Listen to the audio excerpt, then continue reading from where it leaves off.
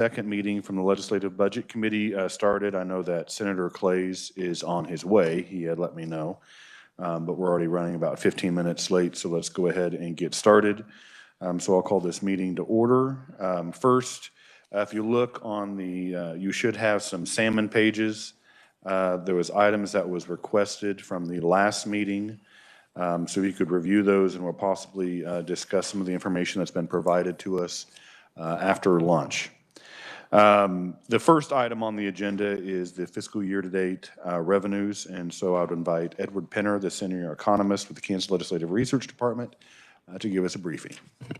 Thank you, Mr. Chairman, and members of the committee. You should have in your packet from our office a 4-page document that is the August monthly receipts as well as the quarterly economic indicators that we publish in conjunction with those. I was in front of you a little over a month ago and gave you the good news of us having beat the estimates for fiscal year 23 by about $53 million or about $26 million in taxes only. And then the month of July, we had beaten the estimates by about $14 million and about the same amount in total taxes. But I also gave you an important note at that meeting, or at least I think I did, and I hope I did. And that is that those individual monthly estimates are not always remarkably precise, and you should not read too much into 1 month's worth of receipts beating the estimates. And the reason that I hope I said that then is that the August receipts, when they were finalized, we were behind the estimate. For that month alone, we missed the estimate by $36 million or about $25 million in total taxes.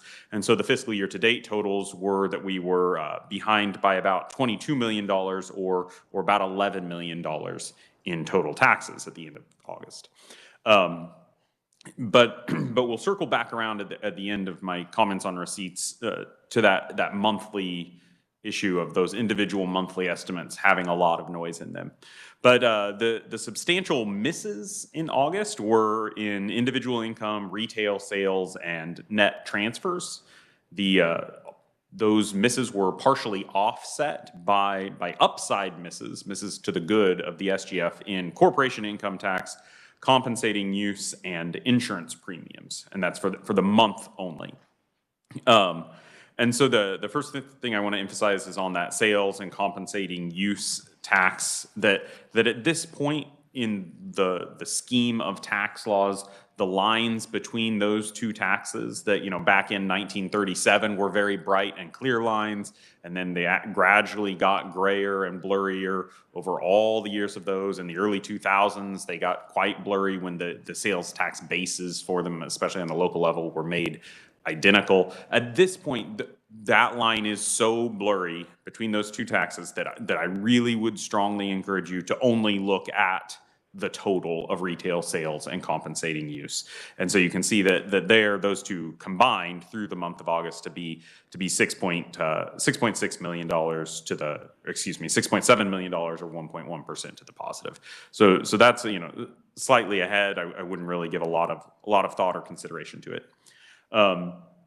So I'll pivot from there to individual income tax, where you see that fiscal year to date we were down by $22 million through the month of August, which is 3.5%. The thing I want to highlight there is that withholding receipts are still very strong.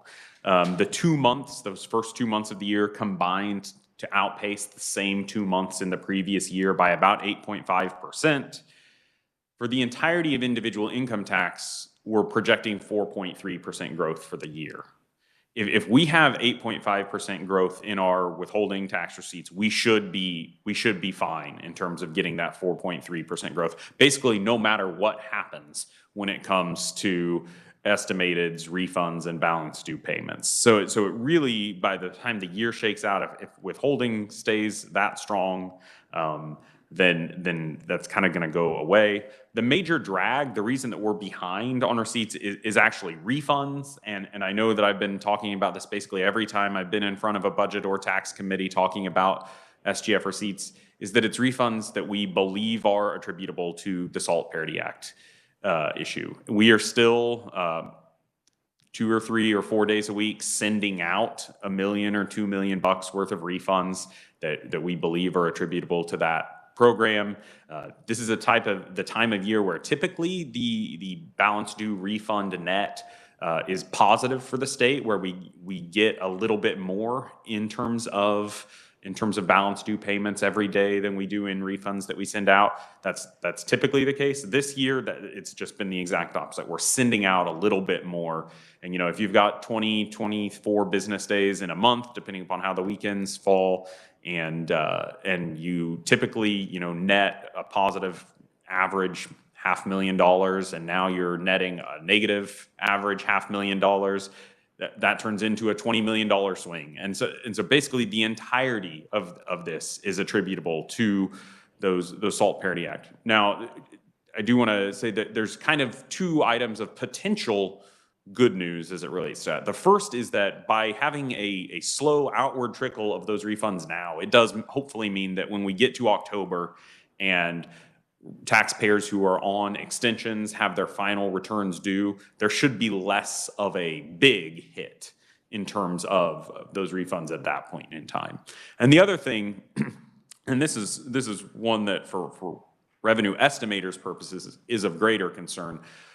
Hopefully, by the time we have that extension deadline in mid-October and those refunds have kind of been processed by the end of the month and we get to our new revenue estimates in the early-ish part of November, we should have our hands around this issue a lot more than we do today, and certainly a lot more than we did back on April 20th when we last revised these estimates. And so it is my hope that I won't have to keep talking about SALT Parity Act every time I'm in front of committees beginning after that November 9th estimate. We imagine that we will shift a pretty substantial amount of receipts from individual to corporate, probably somewhere in the $100 to $150 million range when we revise the estimates.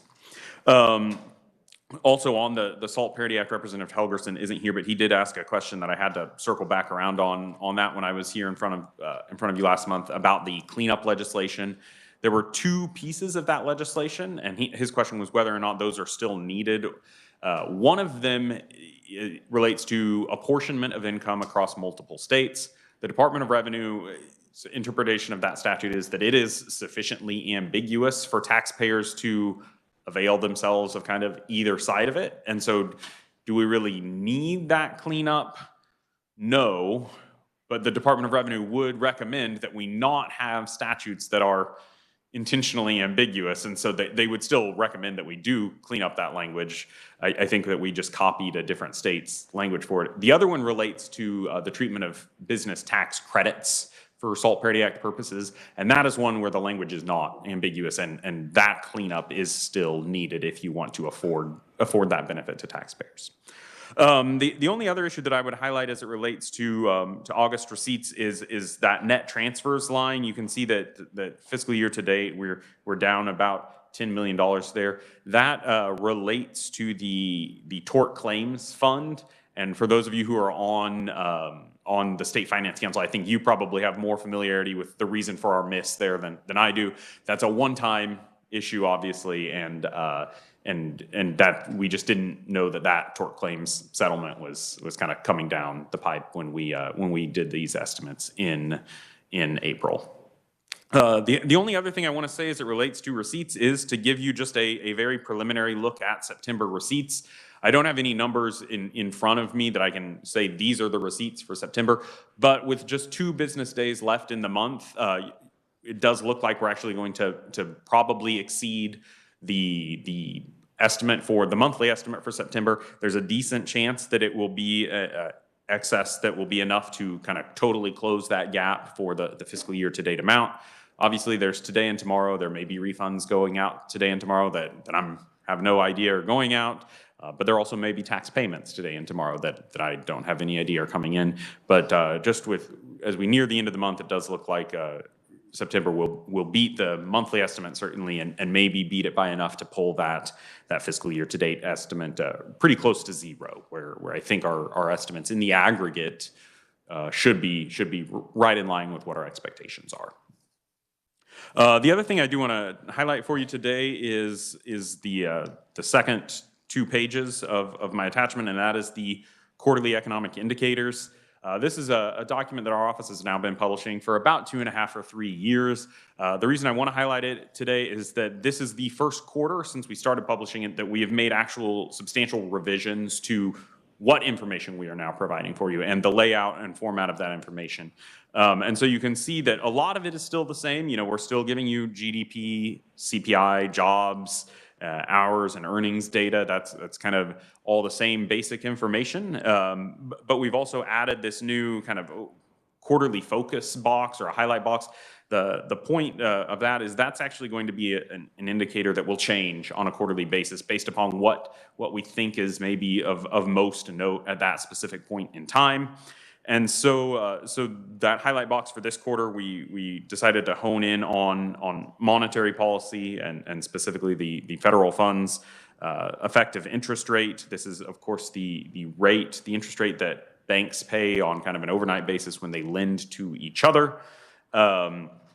And it's been widely discussed in both the popular and economic press that over the last 1.5 years or so, the Federal Reserve has been raising interest rates at a clip that has not been seen since really the 1980s, and now we're at a rate that is about as high as we've seen since the early to mid 1990s, and everybody kind of wonders what happens next. The Federal Reserve paused, so to speak. They didn't take any action upwards or downwards at rates at their September meeting. They do still have 2 remaining meetings in the year of 2023. One of those is it actually overlaps October and November, the 31st and 1st. The other of those is December. It's either 11th, 12th, or 12th, 13th. I can't recall off the top of my head.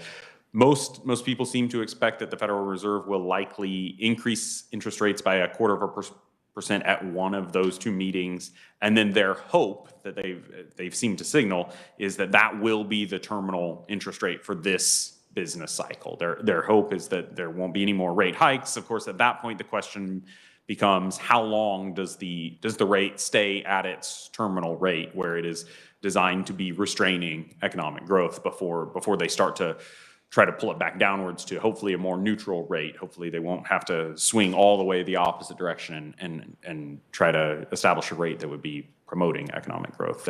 The goal would be to get it to a neutral rate and leave it there as long as possible.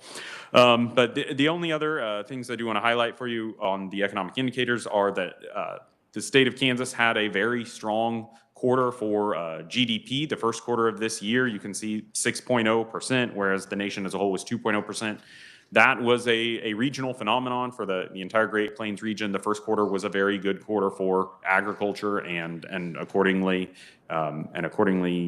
basically every state that had a lot of agriculture had a big GDP number in that first quarter. The other thing I would highlight is that obviously, CPI on a year-over-year basis has come down from the very high levels that it was at about a year ago and 15 months ago, but it is still well above the target that the Federal Reserve would have for CPI. And so, you know, I think everybody knew that getting off of those absolute peaks would kind of be the easy work. And now wringing out this last amount of inflation that exceeds what people are comfortable with and what the Federal Reserve's target is what's really going to be potentially difficult and where the kind of pain may come in terms of the effects on the broader economy.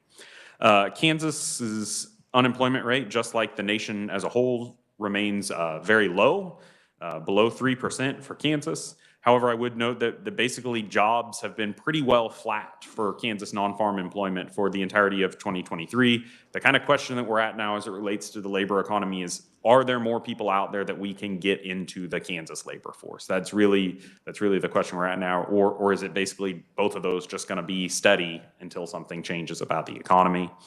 And then the other thing is that hourly wages are up by a decent amount, but weekly hours on average are actually down, and so the weekly wage is not quite as strong. That's kind of in terms of the economy as a whole, that's not quite as strong. The only other thing I would mention, and I should have mentioned this when I mentioned the GDP number, is that Tomorrow actually is when the second quarter state GDP numbers will be released. So if you'd been meeting tomorrow or next week, we would have had the second quarter GDP for Kansas. And then that actually might be one of the last economic releases we get for a while. The federal government is potentially going to shut down. One of the things that happens when there is a federal government shutdown is that the BLS and the BEA, their data reporting also gets shut down as a part of that. That's not part of the kind of non-essential, essential or mandatory functions that continues on. And so if there is a federal government shutdown, we won't get a September jobs report for the nation as a whole next week, and the week after that, the September CPI report. Those, if it continues to be shut down at that point. So that's just something maybe to note. But with that, I would happily stand for whatever questions you might have. So going on your last statement in regards to the potential of the federal government shutdown, what are the other impacts that would affect the state of Kansas? So obviously, mandatory federal employees basically work without pay and then get back pay.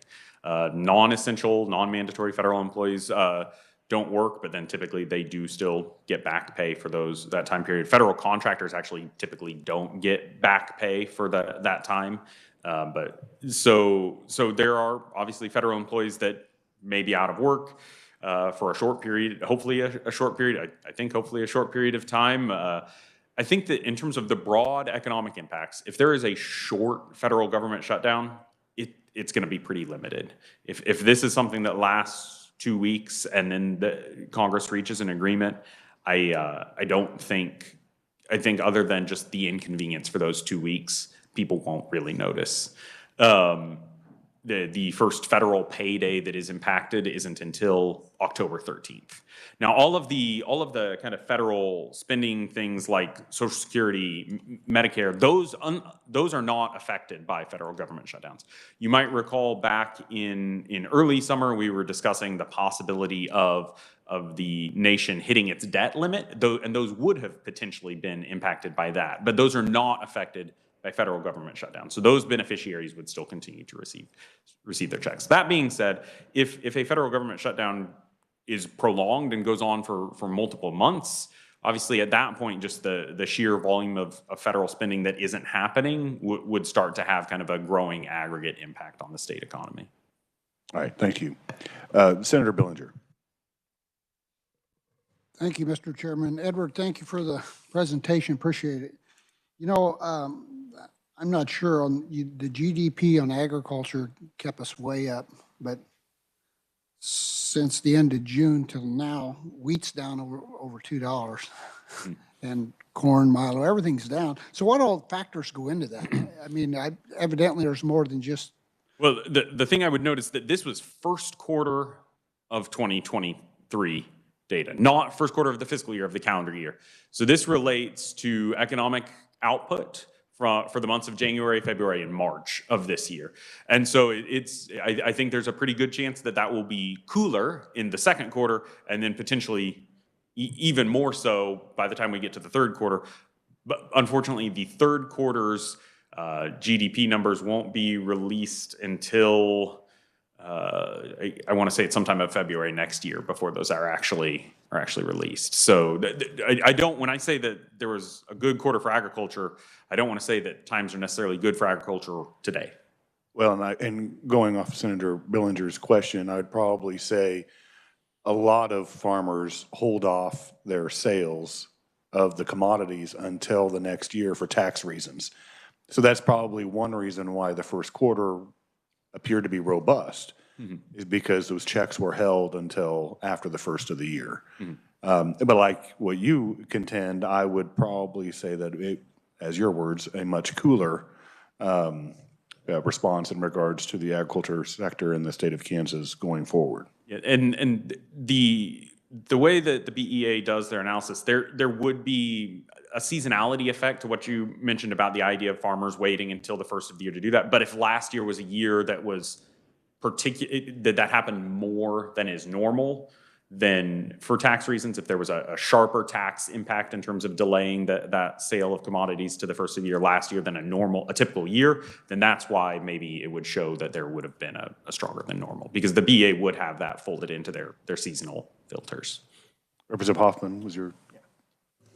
Thank you, Mr. Chairman. Just a couple of questions. If we go back to the first page with our outlook, on the gas severance tax, is that because of refunds, or how can we have a negative severance? It's actually because of transfers. The severance tax, dating back to 2014 legislation, a fraction of that goes to not the state general fund, but the mineral production education fund.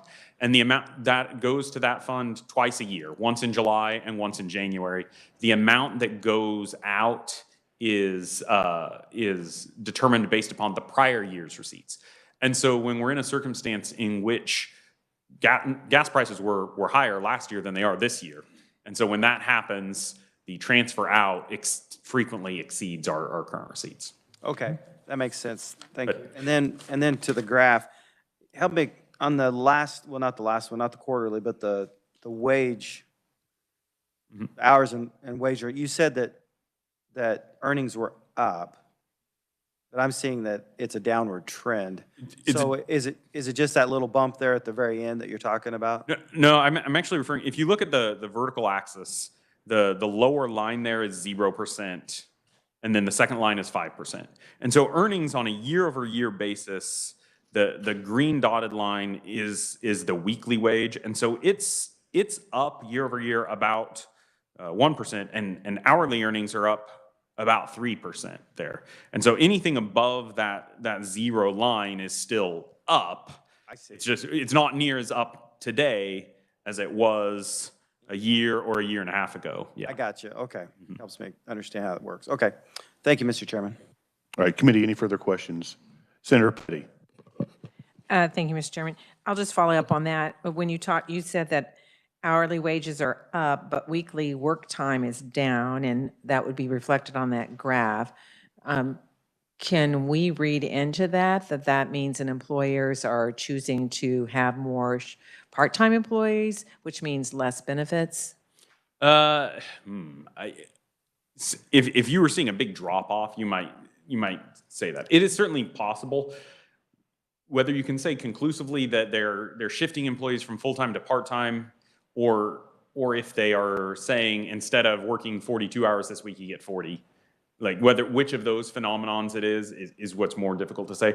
What you probably can read into that is that the demand for labor is coming in. It's reducing, but employers, after they had faced basically 2.5 years of having it be so difficult to find people to work, are very hesitant to lay people off. And so instead of laying off a fraction of their workforce, they're applying across their whole workforce a slight pullback on hours. And because their concern is if I lay an employee off, I don't know if I will be able to find somebody to replace that employee here in a year, 6 months, a year and a half, whatever the time frame is, when my demand for work has picked back up. Okay, and then I had another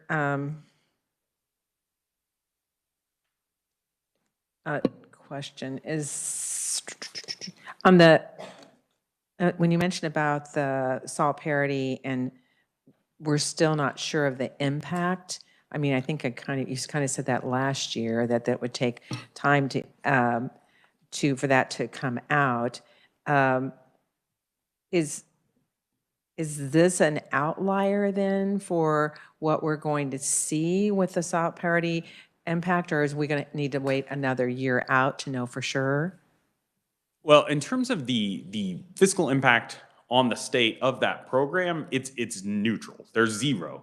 What there is a big impact on is the shift of receipts from individual to corporate, and also the timing of those receipts. And so what's difficult is that it has no net fiscal impact for the state, but it adds a lot of fog to our ability to discern what is happening with receipts. How much of last year's growth in corporate income tax receipts was attributable to the SALT Parity Act versus how much of it was attributable to the actual growth in earnings of corporations apportioned to Kansas. That's what is difficult about it. And what we're seeing now is that we think that some of the growth in corporate income that we saw last year that we thought might have been just really robust growth in corporate income was actually more taxpayers availing themselves of the SALT Parity Act than we had believed they were. And that reality is showing up in the form of reduced individual income tax receipts because of refunds going out today. I like the use of the word fog, because I think that means that we need to be careful about reactions to this without giving it time to actually balance out. Yeah, we think so, but we do think that a lot of that fog should lift over the next month and a half. And then my last question involves, I don't quite understand on the line about the insurance premiums, that they were below by 5 million, and the shortfalls reflects higher levels of tax credits being claimed. How does the tax credits play into the insurance premiums? So there are some of the tax credits that exist within our tax code are available for insurance companies to claim and then use to offset their insurance premiums tax liability. And more of that happened than what we had anticipated. And so that is the reason that because of more credits being claimed, more refunds were sent out to insurance companies, and that reduced insurance premiums tax receipts. Is that a continual, or is that an unknown when it comes to? Basically, every year we kind of recenter our expectations and as it relates to that, and that will be reflected when we revise our revenue estimates in November. Obviously, when we get to next April, we'll have a little bit better idea then, and so we'll further revise them. But whether or not that's a big unknown, it doesn't seem likely. Those credits have been claimed and those refunds have gone out. That's done at this point. Thank you. Well, and one other, I guess, national issue that's kind of going on right now is the automakers are having a strike. Now, even though the Fairfax plant for General Motors is technically not on strike, they are idle right now. And so 2,000 employees are currently not working because they can't get the parts to make the product at the Fairfax factory. So I guess this would be more in future, but even though we missed the target on individual income tax, how can that play out in the future months? Sure. Obviously, if those individuals are not working, they are presumably also not getting paid, which would reduce the amount of income tax being withheld from their paychecks and would reduce the amount of withholding tax coming to the state. Whether or not that is something that affects the revenues of the state in a kind of material way really probably will depend upon how long that goes on. If this is a work stoppage, whether it's for strikes or idle plant reasons that lasts a couple of weeks, obviously for those individuals it may have a large impact, but for the state of Kansas it might be an indiscernible blip. But if it's something that is still going on in December, at that point it might be more discernible, I guess I would say. Representative Hoffman, then back to Senator Petty. Thank you, Mr. Chairman. I wanted to go back to the graph on the CPI. When do we calculate the CPI for the school district? Is it in July, or is it, I know it's a 3 average, but. No, we actually use March to March. Okay. And the reason for that is that the state board wants to certify that at the kind of when they have the most information available, but when they, but also early enough that we know what the number is going to be for the following year. And so basically the latest date that we can use and do that is March. And so it is basically the 3-year average of March to March inflation. So it's going to be about 5%. I mean, as far as this year's, It'll, I mean, just kind of guessing. yeah, just looking at this, that sounds right. I have that in a different table on my computer, but I don't know the number off the top of my head. Okay. And where, do you, off your head, do you remember where it's been the 2 years previous? I guess it would be in, Not off the top of my head. I can provide I that. guess it would be kind of in. For our, when you reconvene after lunch, if you're going to look at your follow-ups, Okay. I could have that to you by then. All right, thank you. Senator Petty. Thank you, Mr. Chairman. On the federal government potential shutdown, you said if it's short, that's not great, that Social Security is not affected. But there are a lot of other federal programs like WIC. And those would be affected, wouldn't they?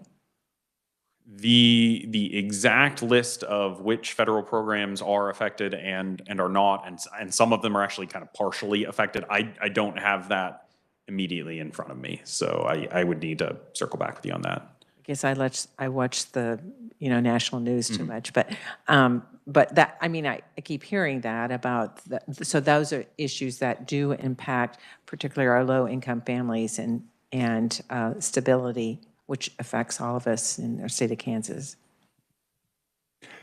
Any further questions for Mr. Penner? All right, I'm not seeing any. All right, thank you for being here, and I'm sure we'll be having you as a follow-up in our subsequent meetings. All right, now we're going to move on to the Kansas Infrastructure Hub, which is the Build Kansas program, which we had implemented in the budget last year. So I'd ask the Secretary of Transportation, Calvin Reed, to give us an update on the Build Up Kansas.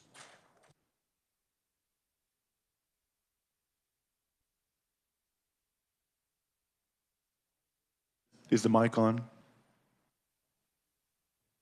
you guys hear me now? Is that better? A little bit better. Good. All right. Thank you.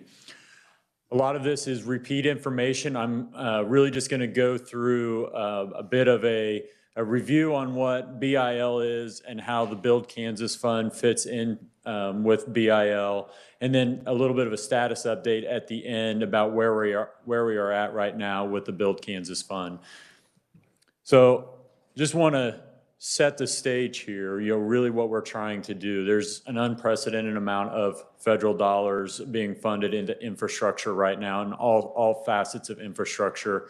We have met with communities all across Kansas who want to be able to take advantage of this funding and just have some real obstacles in their way. And so the Build Kansas Fund, which I'll talk about in a little bit, was really meant to help address some of those obstacles. And the Infrastructure Hub is the group that helps shepherd that. So a little bit of a recap on what BIL is. BIL is the Bipartisan Infrastructure Law, or the Infrastructure Investment and Jobs Act. It is a $1.2 trillion investment across 5 years in all facets of infrastructure. And it's really broken down into two general buckets. The first bucket being what we would call formula funds, which are funds that are apportioned to each state based on some formula depending on the agency and the program. That represents about 60% of that total 1.2 trillion. The rest is in what we would call discretionary grants, and these are competitive grants that are put out by the federal government in terms of notices of funding opportunities, and these are eligible, or these are out there for any eligible entity to be able to apply for. Eligible entities are specific based on the different grant opportunities. That represents about 40% of that $1.2 trillion. So if you want to think about it, the formula funds are funds that in some sense, Kansas is guaranteed to receive. The discretionary grants are ones that we as a state have to compete for.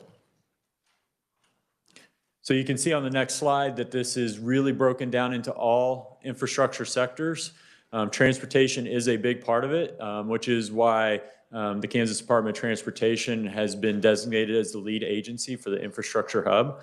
But we know that the other infrastructure sectors are just as important for many communities across the state. So it is important that we have representation from all of the agencies that deal with infrastructure when we are looking at these opportunities.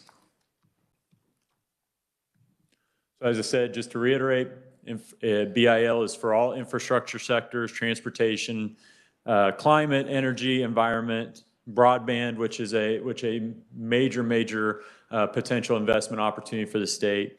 And then all types of projects can be funded through this.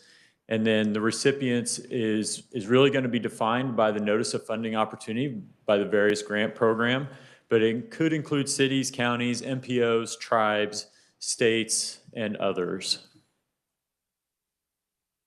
So the Build Kansas Fund is really meant to address some of the important hurdles that we have identified in having communities compete for these discretionary grants. So just some terms that are in the Build Kansas Fund. So it's important to understand what is specifically mentioned in the legislation. The legislation specifically mentions that these funds are available for grants that are available through the bipartisan infrastructure law. Why is that important? Because there are other federal programs out there right now that deal with infrastructure, including the Inflation Reduction Act, or IRA, or the CHIPS Act.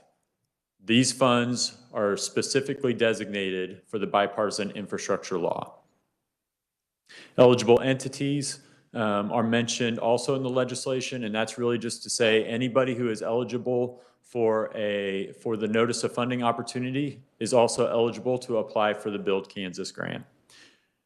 The steering committee is also mentioned. That is the hub sub-cabinet. So that is the sub-cabinet of agencies that is led by the Kansas Department of Transportation that will be leading and really be advising the Build Kansas Fund and grant applications. And then finally, the advisory committee is also mentioned, and that is a legislative committee called the Build Kansas Committee, who many of the members of this committee are on. So real quick about the Kansas Infrastructure Hub. Like I said, KDOT is the lead agency, but we consult with each other at least once every 2 weeks with members of various agencies, including the Department of Commerce, which houses the Office of Broadband, Department of Health and Environment, the Department of Agriculture, Department of Administration, the KCC, and the Kansas Water Office. It is a very collaborative group where we are trying to solve these problems and help communities have access to these funds.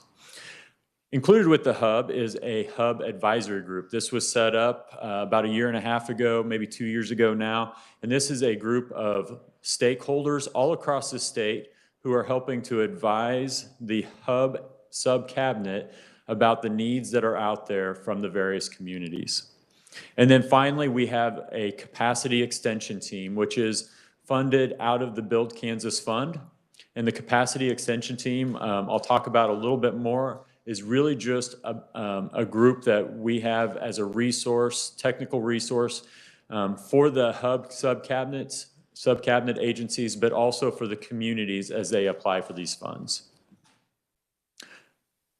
The goal of the Build Kansas Fund is really to leverage federal funds into the state. So most BIL programs, and I'll say specifically in transportation, require at least a 20 to 25% match from the eligible entity. And that match can come in all sorts of different forms. But what that means is if we can find ways to take that match out of the way, the hurdle of the match out of the way for our communities, we could be multiplying the money that is in the Build Kansas Fund by 3 or 4 times. So that's just an important part of the conversation here. It's really about trying to bring as much of those federal dollars, federal investment in our infrastructure as possible. So this is through a 2-pronged approach. As I said, we have met with communities. We've had lots of stakeholder engagement. 2 main things were identified as hurdles when it comes to being able to take advantage of these federal grants. One is just the technical ability to be able to apply for these grant funds. It was really important that we set up a process, and we have the ability to help communities with that. If you think about a lot of counties and cities across this state, especially the smaller ones, They are very lean organizations that do not have a lot of capacity and technical expertise to be going after these grants. The Build Kansas Fund actually helps with that by setting aside $5 million a year for 3 years to help provide that technical resource. The second prong to the approach is taking out that hurdle of the match. If cities and counties do not have the means for that match, they have the ability to apply to the Build Kansas Fund to get to have the state provide that match on their behalf. So what that looks like is $200 million total, $50 million a year for 4 years, with a promise of $10 million being spent in 8 economic development districts across the state. So these are regional districts where we want to make sure that this funding is not just landing in one or two spots. We want to make sure that it is spread across the state. So the legislation was very smart in including a mechanism here for ensuring that the money is spread all across the state. So that $10 million represents $80 million of the 200. And so flexibility with the other $120 million to make sure that it gets spread for the most need. But absolutely, we want to make sure that these economic development districts get their fair share. So a couple of notes about the Build Kansas Fund. First, awarding Build Kansas funds increases the chances of winning a federal grant, but it does not guarantee it. So what that means is that there are going to be cases where Build Kansas funds are going to be awarded, but ultimately not spent because the federal grant was not awarded. So just to be clear, we're going to be awarding, in some cases, cities and counties, this funding from the Build Kansas Fund.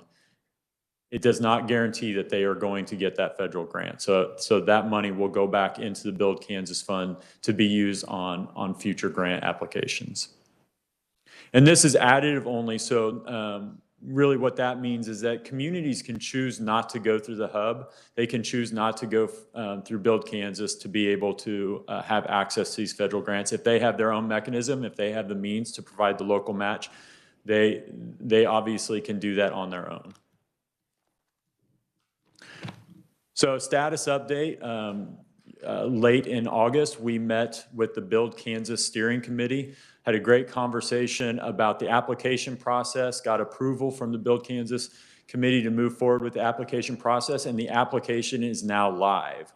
And I'm very happy to report that we actually have our first application in after being live for about a week. And we have as many as 5, as I understand it right now, that are working their way through the application process. So within a week, we have had considerable movement on this, and I expect it to really accelerate, especially as new funding opportunities become available through the federal government. So I expect to have some pretty strong discussions, pretty good report backs about applications here in the next few months. The review and approval process, which was an important thing that needed to be identified and figured out, was also approved through the steering committee. And we'll talk a little bit about that approval process. It is a little bit complicated because there are lots of players involved. And then the last thing that's really that needs to be ironed out is kind of the post-award, the back-end processes for how the funds will get distributed. So we are currently working on drafts of those processes right now, the hub is, and we will have information to bring to the steering committee to review those draft processes. I want to talk in some detail about the means test, which was a requirement of the legislation. There were no specific asks of the means test, just that a means test was included so that we could make sure that the funds are going to communities that really are in the most need of them. So I'm going to go through these real quick, and I'm actually going to read them word by word. And this is part of the application. These are confirmations that the applicant needs to make when they are going through the application for Build Kansas. So first, they need to confirm that there are no other available funding sources that can be leveraged for this project. Second, they need to confirm that there are no available ARPA or coronavirus state and local fiscal recovery fund monies that can be used for the match. Third, they need to confirm that they have explored other readily available funding sources to be used for the match.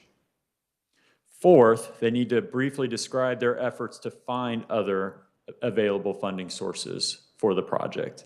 And the fifth was an addition after consultation with the Build Kansas Steering Committee, which was for those NOFOs that have that private for-profit companies are eligible entities.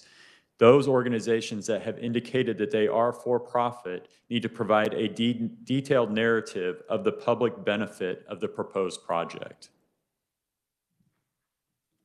So now we are moving forward. The process, you can see on the next page, involves several people. First of all, the local entity, the infrastructure hub, the steering committee, the advisory committee, and the state treasurer. All of them are identified in the legislation as partners in this process. I'm not going to go through the details of this process. You can see it there. Just know that that process has gone through the Build Kansas Steering Committee and received a positive review from them. So what's next? The biggest thing about Build Kansas right now is just communication. We've been proactively communicating with stakeholders all across the state. We've been sending out email notifications. We've had one-on-one technical advisement with cities and communities all across the state. And we've attended, and I'll say I'm going to give a lot of credit to Vanessa Lamro behind me. She has attended numerous community conference, trade shows, events all across the state to get the word out about Build Kansas. There's a lot of momentum right now, and like I said, I really expect there to be a lot of applications coming in as these new notices of funding opportunities come out. We're going to start reviewing the applications in conjunction with the Build Kansas Committee. We'll be reviewing the applications. As we review those applications, we'll obviously look for ways to refine the process, gain efficiencies, make sure that we're getting as much transparency and accountability in those processes as possible. We're going to coordinate with the other state agency and the Treasurer's Office, who is a key stakeholder in this entire process, about the back-end processes to make sure that we have efficient, accountable, transparent ways to compensate those that are awarded the grants. And then we are also working on developing some public-facing dashboards, just again for transparency and accountability to anybody who wants to see how these funds are being spent. And so with that, I'd be happy to answer any questions of the committee. All right, thank you, Secretary Reed. The first question that I have would be on your, I believe, third or fourth slide. And all of the funding levels or criteria is, I mean, pretty self-explanatory. But could you go through resilience? Yeah. What would classify as going towards resilience? Yeah. So that's a good question. Thank you for the question, Chairman. Resilience is something that will be defined by different infrastructure sectors. So transportation has a definition for resilience. I think the energy sector has a different definition for resilience. I think, as I have said before, resilience, just in from my standpoint, from an engineering standpoint, is really about being able to handle unexpected issues that come up and not have a failure of service when those issues come up. So often when we talk about it from a transportation standpoint, we are talking about large weather events. And is our system able to handle a large weather event? A classic example is what happened in Nebraska in 2019 when 1/3 of the state was flooded. Are we able to still continue to provide services to people that are affected by those flooded areas? And how can we build our systems in such a way that makes that possible? Right, because I think there's been some questions on what exactly classifies as resilience, because I know there's been some ideas of applications that might fall into that. Yeah. But ultimately, the federal government is going to decide whether this is awarded or not. So do we have a different definition of resilience as opposed to the federal government, or was this just broken down by the hub as far as the criteria?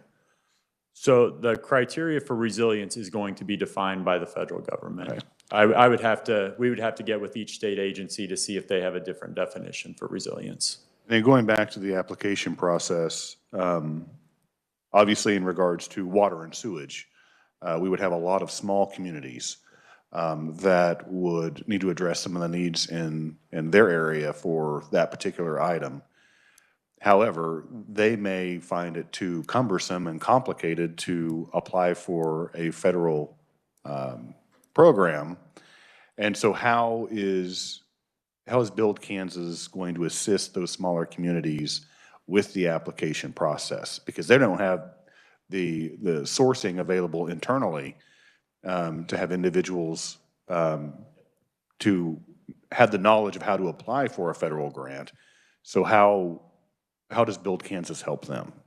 Yeah, no, I appreciate the question, and that's really the first of those two prongs, is that we have capacity extension available where we can provide guidance. What I would be really careful to say is that we do not have the ability right now or the funding to be able to write every grant application for every small community, but we can guide them along the way. That was one. I think another one, a very important one, is that if we have communities, as we are starting to track this and are getting data in, if we have communities that are adjacent to each other that have identified similar types of needs, we would figure out, we could help guide them in bundling resources together. So get multiple communities together to be able to apply for a single grant. That has been a very proven technique for a lot of these federal grant programs. In fact, it's a preferred. If we can identify multiple communities that will be impacted by these grants, it is definitely a preferred for a lot of these grant opportunities. And then third, I think on the back end, just helping them through the administrative process of being able to administer federal grants. And then going back to the administrative part of it, the first year was actually $3 million, correct, from ARPA dollars? That is correct. Okay. And then $5 million state general fund after that. Yep. In regards to the means test, so it says number one, confirm there are no other available funding sources that can be leveraged for this project.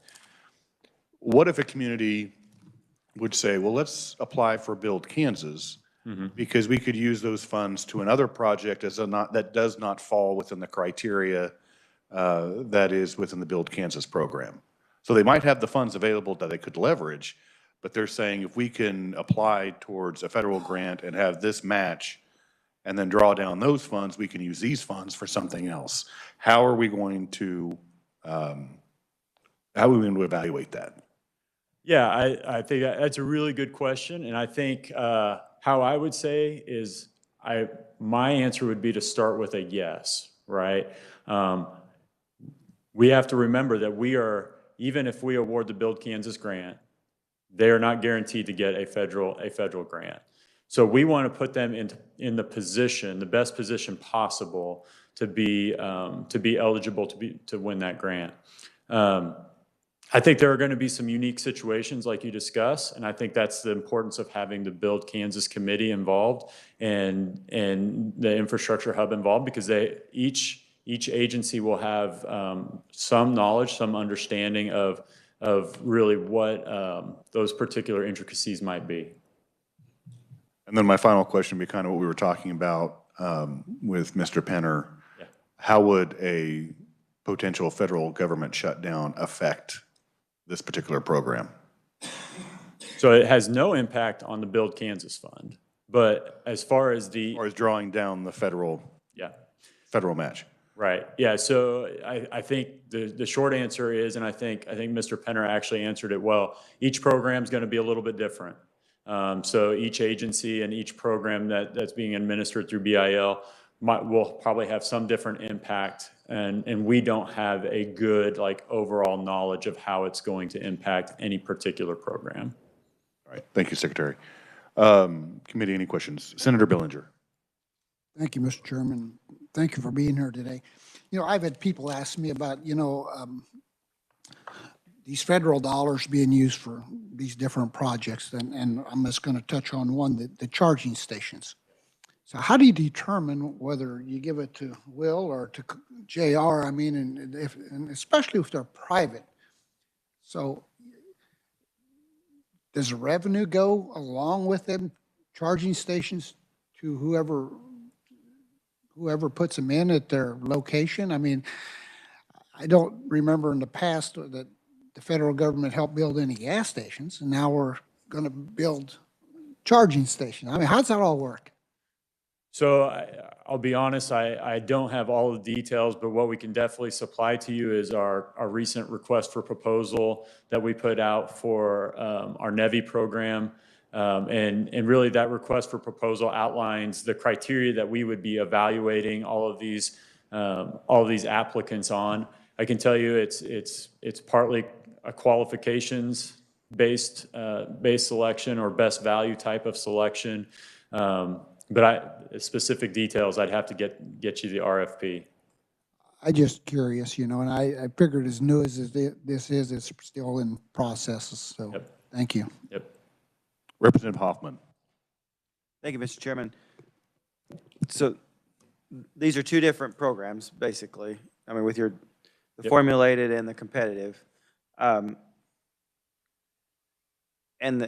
the 5 million goes with the competitive as far as helping. Does the formula have, where does that money coming from for the help for the community? Or is there not any help for the communities? Or, and also is there a, do most of those have matching funds also? Thank you for the question. It's a very complex question because sorry. it's going to be different for each agency. And I could speak with some clarity about the Department of Transportation, but I would really need some advisement on some of the other agencies like Health and Environment and Water Office.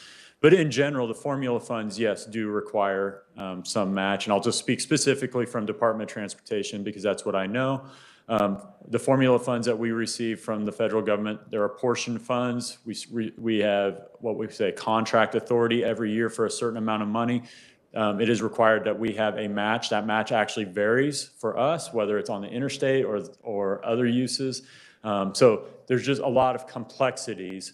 And as far as where the match is coming from the formula funds, I can speak specifically Department of Transportation. That's the Ike Transportation Program.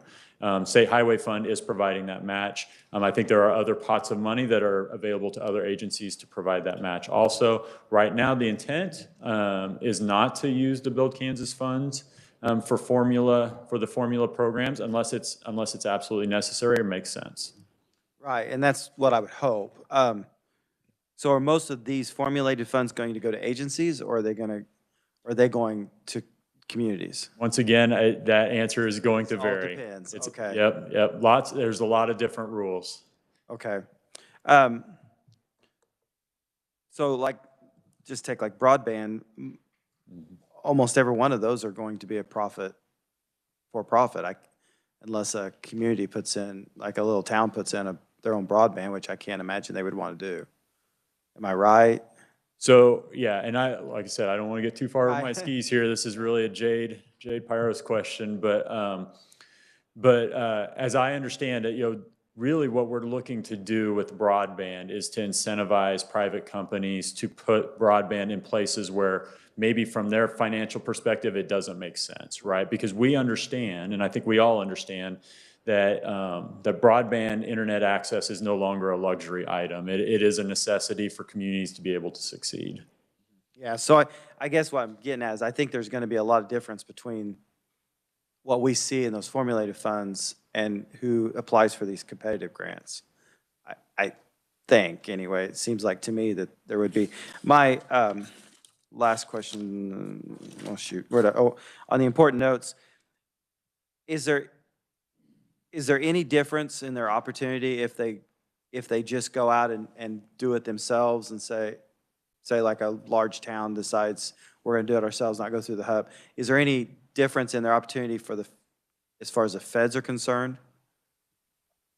I would say no. If they have the means to match, that match looks the same to the feds, whether it's coming from the state of Kansas or from some other source. Right, and then how quickly are we going to get those back? So once it goes through the whole process, advisory and everybody, they apply to the feds, how quickly are we going to know that those monies are again available or for sure getting the grant?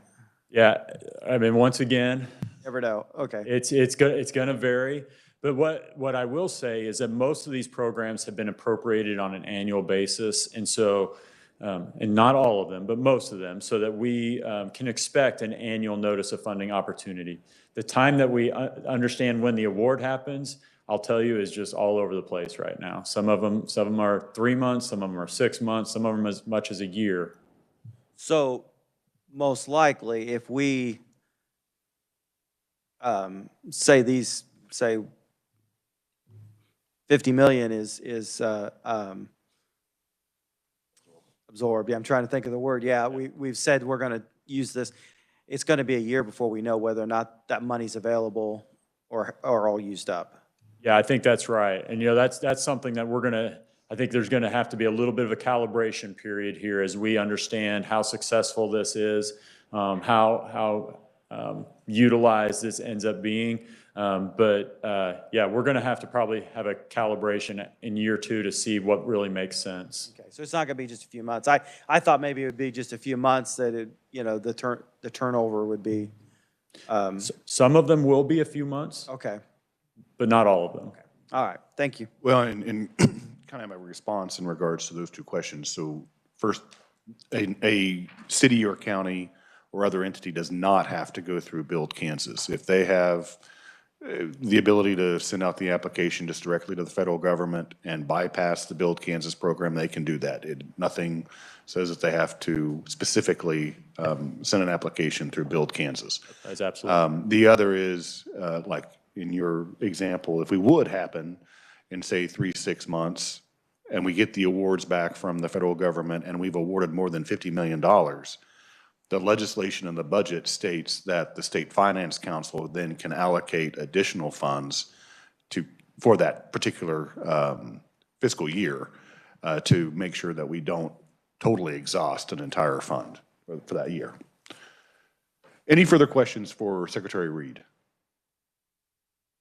All right, I'm not seeing any. I'm sure we're going to have you again, so to follow up on how Build Kansas is working and the application process. Thank you. Next, we have on the topic of the acquisition of state aircraft from the Kansas Highway Patrol. And so I would ask the Captain Jason Vanderweide, the aircraft commander with the Kansas Highway Patrol, to give us an update on the new aircraft. Captain. Thank you.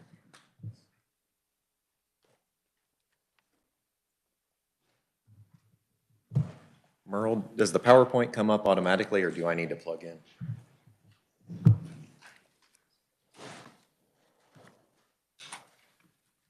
Perfect. Well, good morning. I'm Jason Vanderweide. I'm the captain over the Kansas Highway Patrol Aircraft Unit for the state. I've been up here several times and I'm pleased to give an update on where we're at with the appropriations that we received over the last 2 legislative sessions. So starting with 2022 legislative appropriations, we received $1.6 million to update the emission equipment on 2 Cessna airplanes, which that has been done. We also received $11.2 million to purchase 1 new helicopter and a Cessna Caravan, and trade in 2 aircraft to make those purchases. And then also establish a $1.3 million operating fund for the law enforcement side. Also in 2022, there were appropriations made for a new executive aircraft, $9 million to purchase that, and $1.5 million to establish the operating fund for that aircraft. Those purchases have been made. And then in 2023, we received $6.9 million to purchase a second law enforcement helicopter. The status on some of those funds have been encumbered. We're waiting on the aircraft to be delivered. We were supposed to take delivery of the Cessna Caravan yesterday. We found a few small discrepancies, so when spending that much money, we want to get a high-quality product, which we are. So we're supposed to get that later this afternoon. So when I'm done here, I'm headed to Wichita to pick up our Caravan. The helicopter, the first helicopter's on order. We're expected to get it out of the factory in December, and then it will go to outfitting to have all the law enforcement equipment installed on it. Same with the Caravan. When they come out of the factory, they're just an aircraft. They have to be modified with the camera, the mapping system, the radios, so we can communicate. And that'll all be done at a secondary facility. The Cessna 206 upgrades are complete. The second helicopter, the purchase agreement has been signed, the PO issued, and the deposit has been made. We expect delivery out of the factory in August of 2024. Then it will go to the outfitting facility and be operational approximately 3 to 4 months later. The executive aircraft is purchase agreement signed, PO issued, deposits made.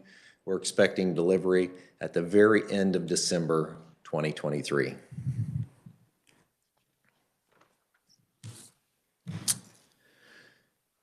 This is where we're at on all the aircraft, right in the middle of ordering all these aircraft and doing all the upgrades. As you know, inflation was running rampant. So I'm in the red on every single one of them. So as you can see, the updates for the mission equipment, they ran over 66,000. The purchase for the first helicopter ran over 276,000. The purchase for the Caravan ran over 338,000. The executive aircraft, we nailed down pretty good. It ran over 12,400, and the second helicopter, 54,000. That does not include the sale of 2 aircraft. So right now I'm about 2.5% overall. Overall of all the money we spent there, I'm about 2.5% over. But I have 2 aircraft to sell. So by the estimates that I'm getting, and I'm starting to work on that now, getting those sold, is I believe I'll be 1% or less from what we spent. And the operating funds is where we came up to bridge the difference. So we got the $1.3 million on the law enforcement side and the $1.5 million on the executive side. I used those funding to bridge that gap and to be able to pay for and have the funding to complete these transactions. Just to give you an idea of the prices, we were trying to move as fast as we could with these purchase agreements and to get these POs issued, because in 1 year, the helicopter cost increased $400,000. That's how fast prices in the aviation industry were moving, and the demand is extremely high still. This is the paint scheme and what we ordered for the helicopter. We have 2 of these on order, Airbus H-125. This is a picture of our Cessna Caravan, the state of Kansas Cessna Caravan in Wichita, that we will hopefully get later this afternoon. And the paint scheme of the executive aircraft that we will pick up at the very end of December of this year. Are there any questions on that before I move to the Hayes hangar? Well, there's been some question over here in regards to the helicopter, if it's purple. If it's purple. Or I'm saying it's just the printing of the packet. The rendering that they sent does look purple, but I assure you it's not. It is the exact same blue that is on the bottom of the Caravan. So if I can go to the Cessna Caravan picture. I think there are a lot of K-State fans that were hoping it was going to be purple. I'm a K-State fan, but I did not do that. I did make it blue. Okay. In regards to the executive aircraft, we are selling the King Air or trading it in? It's not showing a trade-in on the King Air. Right, so that it is being traded in to Cessna, and then Cessna is selling it from there. What did we get for the trade-in? We don't have the exact number yet because repairs have to be done. So we received 2.5, well, Cessna will receive 2.5 million for it, but it's going in for pre-buy inspections and repair October 5th. and anything they find wrong comes off of that. So we won't know the exact number until maybe 6 weeks from now of what we actually. So right now, the price is 2.5, but it'll be less when we actually have it inspected. Yes. Okay. Senator Clays. I'll just put a finer point on that. I believe that we estimated that we'd receive 1.5 million from that, so we gave 9.5 out of the state highway fund to equal the 11 that we estimated that it would cost. So it's still 2.5 is probably a good price. I have two questions. One, and maybe one of them is more of a tracking item. I'm interested in knowing the capability of the executive aircraft program to satisfy the requests for executive travel pre-CJ3 Plus, and then I want to see a comparison as we move forward in the ability to answer those requests after the delivery of these aircraft. So over time, we're able to see what that investment does as far as the ability to accommodate all of the requests that you receive for executive travel. And then I'm also interested in, as we have, and I'm not sure how you track this, so you come up with the best way to do it, but the need for the aircraft for law enforcement purposes and those requests, it's my understanding that the KBI also requests assistance from the KHP with aircraft. If you could keep track of that, both pre and post, if you have any data that would be helpful in making comparisons, that this investment is worth what we're putting into it. It is a sizable amount of taxpayer money.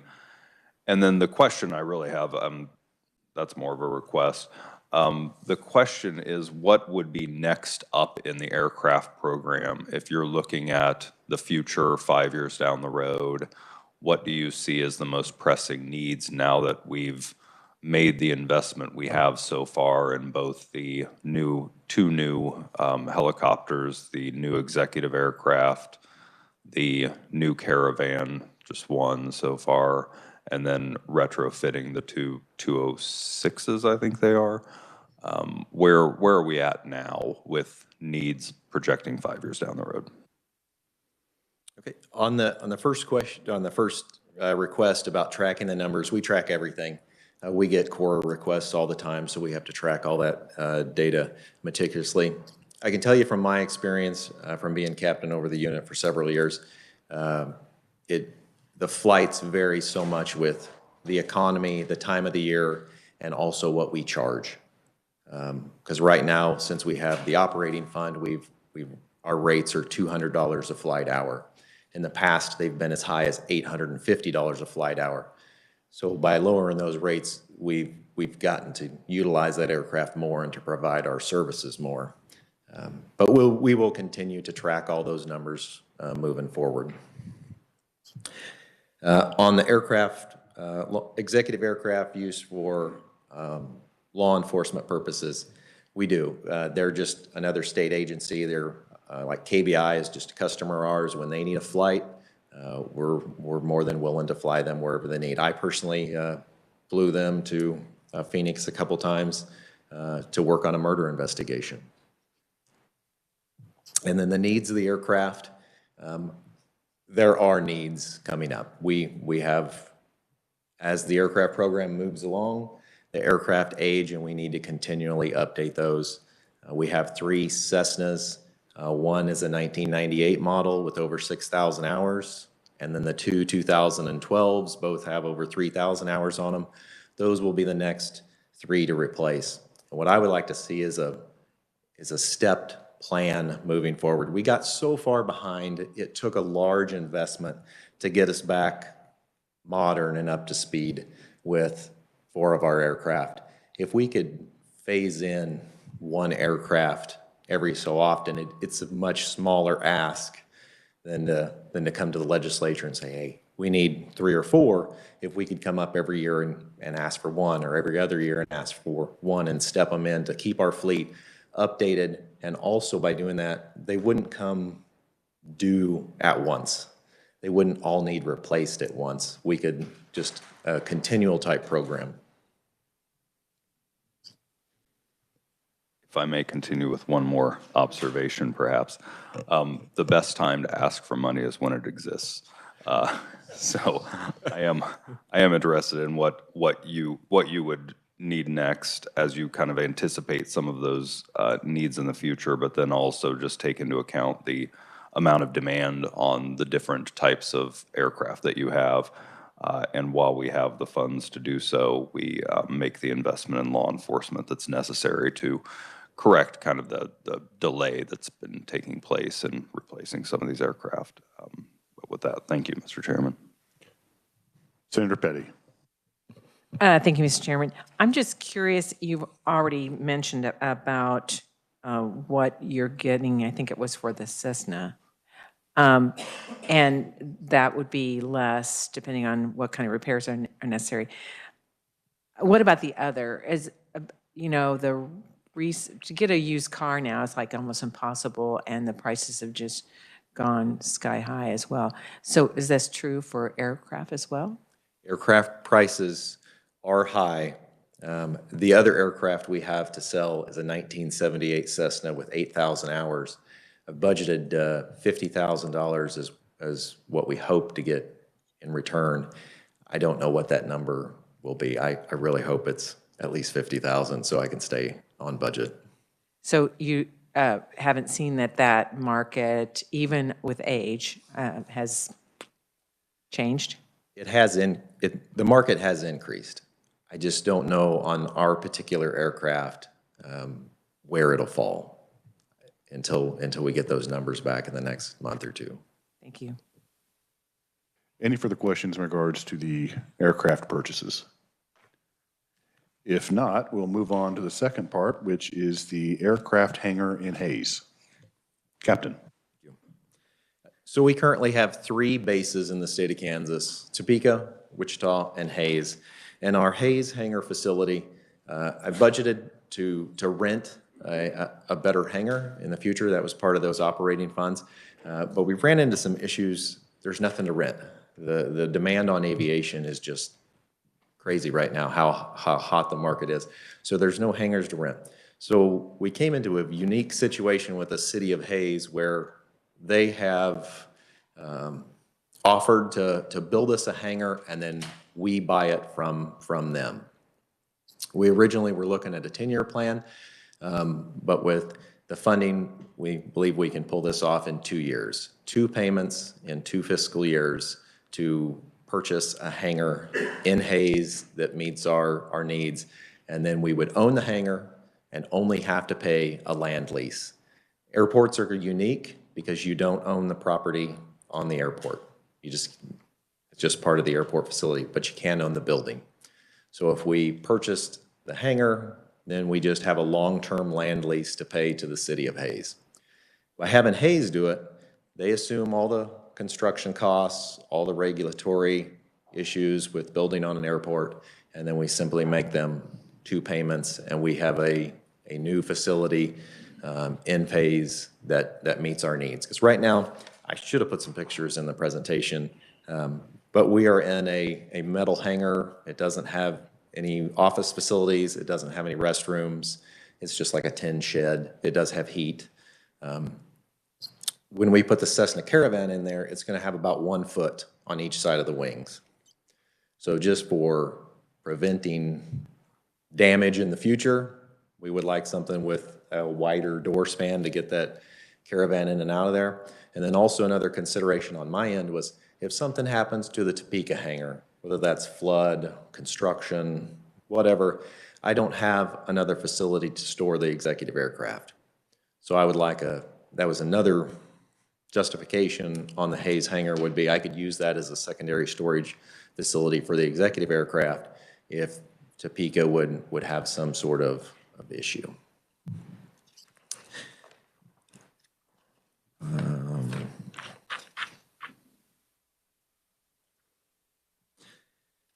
There is an existing hangar in the location where this new hangar would be. The city of Hayes wants to get rid of that hangar, and they're going to assume all the destruction costs of getting rid of that old hangar and preparing the property for the new hangar.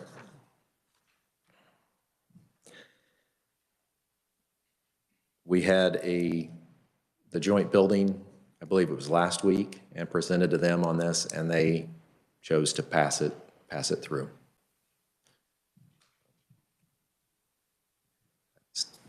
Stand for questions. Does that conclude the presentation on the Hayes hangar? Yes, Okay. I don't want to read down through all the words. That's the very meat. And regionally, does it has to be in Hayes, correct? That's where our air crew is at, and that's historically where we've been stationed. That covers the western third of Kansas for our operations. I just didn't know if like Great Bend would have the facilities there because they don't have any commercial flights that go out of there anymore. I didn't know. I was just throwing it out there. Our pilots are in Hayes, right. so if we were to move towns, we would have to start all over with personnel. Representative Hoffman. So you lost me with the, you said there's a hangar there now, but they're going to tear that down and build a new hangar? Is that what I understood or didn't understand it right? We rent a hangar on the Hayes Airport right now. The hangar next to it, they would tear it down and build a new facility that we would purchase. Okay, so yours would be right next to where there's a current hangar there, they tear it down, build a new one, but it'd be right next to where you are right now? Correct. Okay. Yep. Thank you. So what is the total cost over 2 years that was submitted to the Joint Building and Construction Committee? 2 payments of approximately $725,000 each. We're looking at about $1.5 million for the whole project. Representative Carpenter.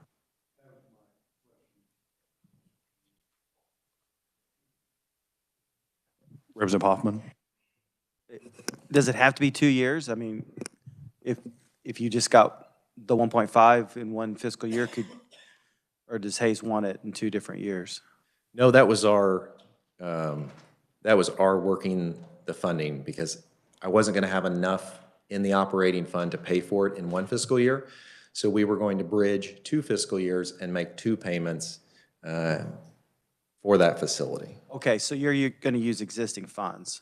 Correct. We're going to Okay. use existing operating funds from the Executive Aircraft Fund across 2 fiscal years to purchase this facility. Okay. Thank you. Any further questions for the captain? All right, seeing none. Thank you for being here today. Thank you. Thanks. We will go ahead and move on. We're slowly getting back on schedule with the Department of Commerce. And so first, I would invite Rachel Willis, the Director of Legislative Affairs with the Department of Commerce, to start off with the Sunflower Summer Program. Rachel. Hey, good morning. Thank you, Chairman and members of the committee. Happy to start with the Sunflower Summer app. It is the last paragraph in our written submitted testimony, so it is on that second page, last paragraph. So like the years in the past, the 2023 Sunflower Summer Program was successful. With the 2023 program complete, Commerce is now working with the Department of Education to transition the administration of the program from them, so from KSDE to us, to Commerce. So Commerce was recently provided this past summer's data, as well as all the various vendor contract information. So our tourism division is in the process of analyzing this data from the summer and exploring those vendor contracts to create improvements and identify efficiencies for an even more successful summer in 2024. So expanding the list of participating attractions, of course, particularly to include those small rural attractions, is a top priority. And tourism is confident that this can be accomplished prior to next summer. So we're happy to provide additional details, again, regarding the success of the 2023 summer and our future plans after we have just additional time with the app and the vendors and, of course, all the data. So. All right, thank you, Rachel. I guess we'll open up for any questions in regards to the Sunflower Summer Program first, and we'll move on to Apex. The first question I have is, the money that we had set aside for fiscal year 2023, is that correct? Was exhausted early? Yes, there was conversations about having to go ahead and dip in and use FY24 funding to make sure that we cover all of this summer, and that was not needed in the end. It was not needed at the end? Nope. Because I had a discussion with Randy Watson that was going to be a possibility in July. I think we had went through all the funding for the Sunflower Summer Program, and if we start adding more attractions into fiscal year '24, that could also be a potential possibility that we will need to allocate more funding. So in order to keep the program going, do we have some type of an analysis on what that would take? Yeah, Chairman, that's really what we're digging into now, is so that we can get a better understanding of where folks are visiting, what's the most popular, what was that money spent on, is there some efficiencies that we can create within our current vendor contracts or utilizing new vendors to make those dollars go further. But we'll be more than happy to follow up and share that information with you and our projections for the next summer. Okay, all right, thank you. Any questions, committee, in regards to the summer sunflower program? All right, seeing none, you may proceed on to the next topic. Okay. So as you remember, on July 13th of 2022, the Department of Commerce, with approval from the State Finance Council, reached an agreement with Panasonic. So Panasonic is building one of the largest electric battery facilities of its kind in the U.S. at a site in DeSoto. The facility represents a $4 billion approximate capital investment, 4,000 planned jobs, a construction of a 3 million square foot facility, 4,000 additional jobs created by suppliers and community businesses, and around 16,500 construction jobs. So this is the largest economic development project for the state of Kansas. The Panasonic project is estimated to generate $2.5 billion in annual estimated economic activity, which again includes those 4,000 jobs. Total annual increase in labor income will be over $505 million. And each dollar of Kansas Apex incentives will create a little more than $26 in private investment. So since this agreement was signed a little more than a year ago, the project site has been buzzing. There's approximately 600 construction workers on site. The concrete has been poured and the steel is up. Some of the Kansas leadership team and human resource staff for the facility have been hired and are working in the state, and production continues to be estimated to begin at the end of 2024. Keeping this timeline in mind, the company anticipates filing its first claim for Apex benefits after that first full year of expenses. So most likely, this filing will occur in 2024 after the employee tax filings are submitted for 2023. Panasonic has identified one Apex supplier, qualified supplier, and this supplier has chosen to use traditional incentives rather than those offered in our new Apex law. We anticipate 2 additional suppliers will be identified later this fall as preliminary negotiations have begun. The second Apex project was announced by the department with approval from the State Finance Council on February 22nd, or excuse me, 2nd, just February 2nd, the first of the month of this year. Integra Technologies plans to build a large-scale facility in Wichita to dramatically increase its capacity as the nation's largest outsourced semiconductor assembly and test company. It's the second largest economic development project in our state's history. It will result in a $1.8 billion planned capital investment, 1,994 planned new jobs, 3,161 additional jobs are expected to be created by those suppliers and community businesses. It also includes the construction of a new 1 million square foot facility.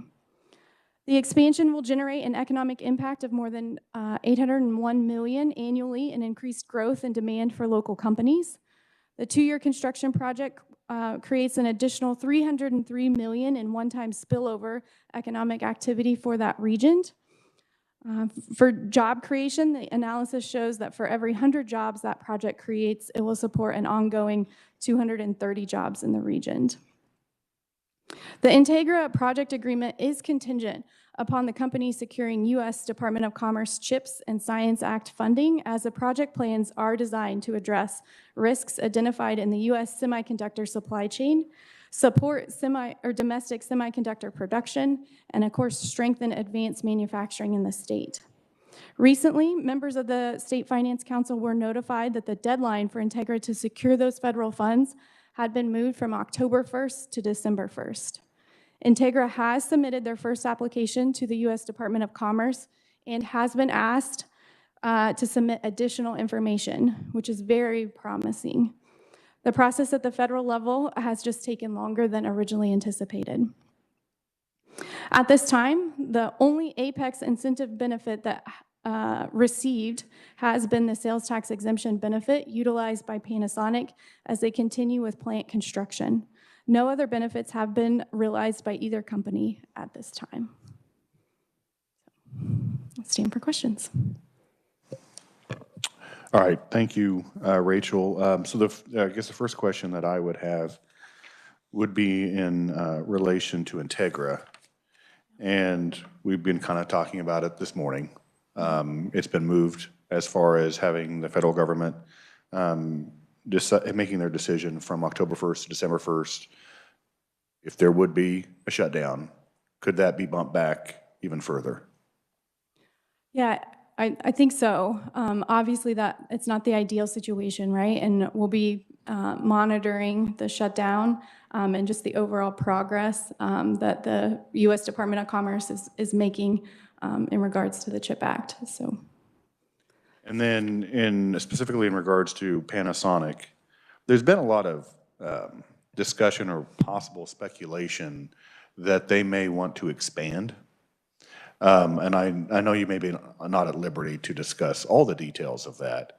But if they would, one, what would it look like? What would the project look like aside from the one that's being constructed currently? And two, would there need to be additional legislation in order for them to complete that? Or would they just move forward on their own? Because we've been hearing that they've been looking at possible expansion on that particular site in DeSoto. yeah, great questions. I don't have any details to share regarding a possible expansion. I would say that as far as your second question regarding future legislation, we know that the Apex bill sunsets at the end of this year, so that's off the table. So then we're left with our traditional incentives, and we know with these mega projects, those aren't sufficient. Our history tells us that with those traditional incentives, we missed 11 mega projects in the past. And then our track record today shows you as soon as we worked together to get that legislation passed, we were successful. We landed 2 significant mega projects.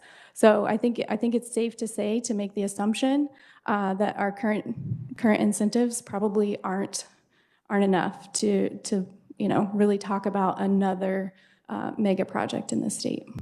So was there any particular reason why, not the mega project, but the supplier chose to go with the traditional incentives as opposed to what was in the Apex bill?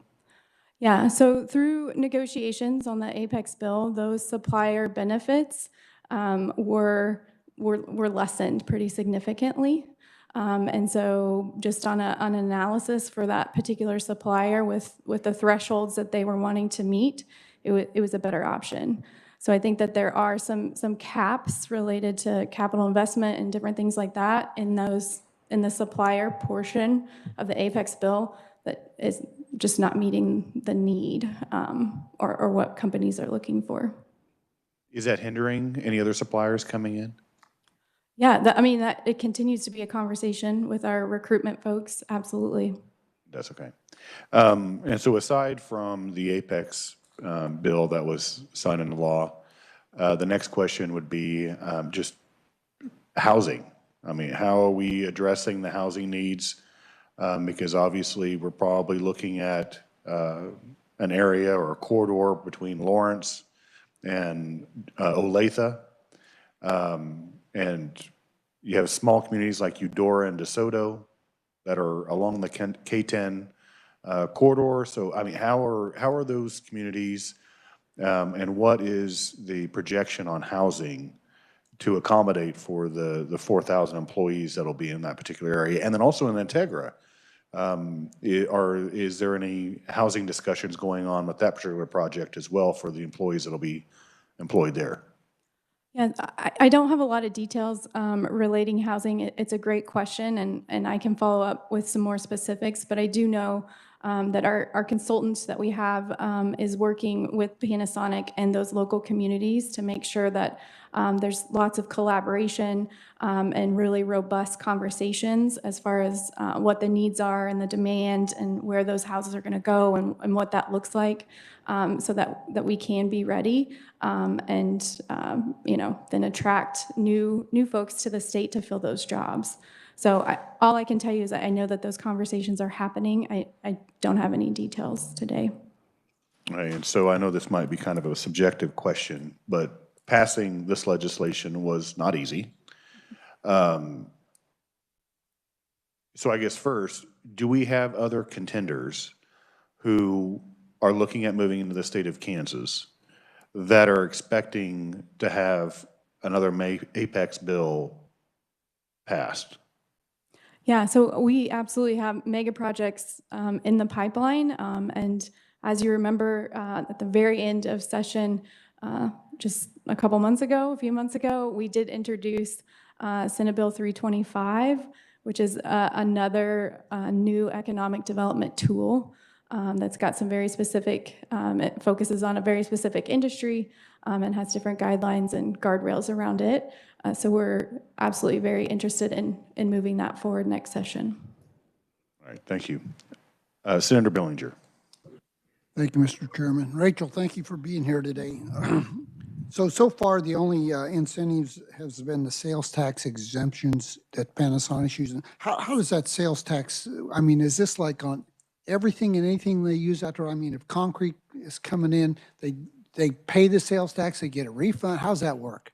So it is on construction materials, and it's very similar to the way it works within our HPIP, our current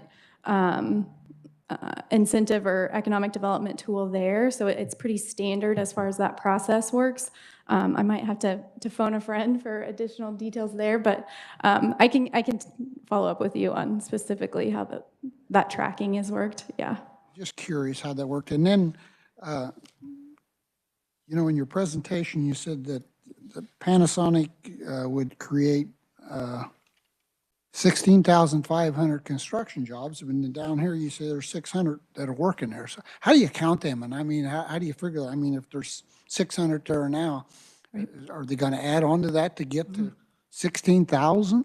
Yeah, so the 16,500 construction jobs was calculated by Wichita State University, their Center for Economic Development. So when we were really kind of vetting this project, we hire Wichita State to look at that. What's the ROI going to be? What's the economic impact going to be? What's the feasibility of these projects? So that's where that number came from. And yes, we anticipate them really ramping up more with construction workers as progress is made. You think that's a realistic number? I mean, I toured over there. It seems like they're doing a lot with all the steel and getting that up, and didn't seem like there was even 600 people are working spread out. It's a huge site, absolutely. So I don't, it's been a couple days since we've really dived into those numbers. And I don't know if it was more of a total, right? Like we're going to have 600 steel workers and then 600 electricians, and then we're going to have 600 carpet layers, and that's how we got that number was derived. If that's more of a total versus we're going to have 16,000 working on the site every day. That's what I kind of assumed the same thing. It's different groups at different times. So thank you for the update. Representative Carpenter. Thank you, Mr. Chairman. So where are we at on the negotiation with Evergy and electric rates? That's a great question, and I don't have any new updates really to share, but we can definitely talk to Panasonic and Evergy specifically, and our project manager, Doug, and get you an update. Sure. Well, I just think that's something that probably wasn't on the radar screen when we passed the Apex bill. Another one of the downsides of this giant bill that we were going to pass on the charges to the rest of the people that were Evergy customers. And I was pretty disappointed when I heard that. And now here we are. So kind of, I guess, going off of both of those questions, mainly Senator Bellinger's. So, I mean, it's probably been at least July since I drove by that facility, the new facility on K10. So what is other development that's going on in that area, or possible development that's going to be going on in that area? Because as you know, in December, we toured the facility in Reno. And it was a 40-minute drive from the city of Reno. But however, a unnamed smaller city has been created around that plant.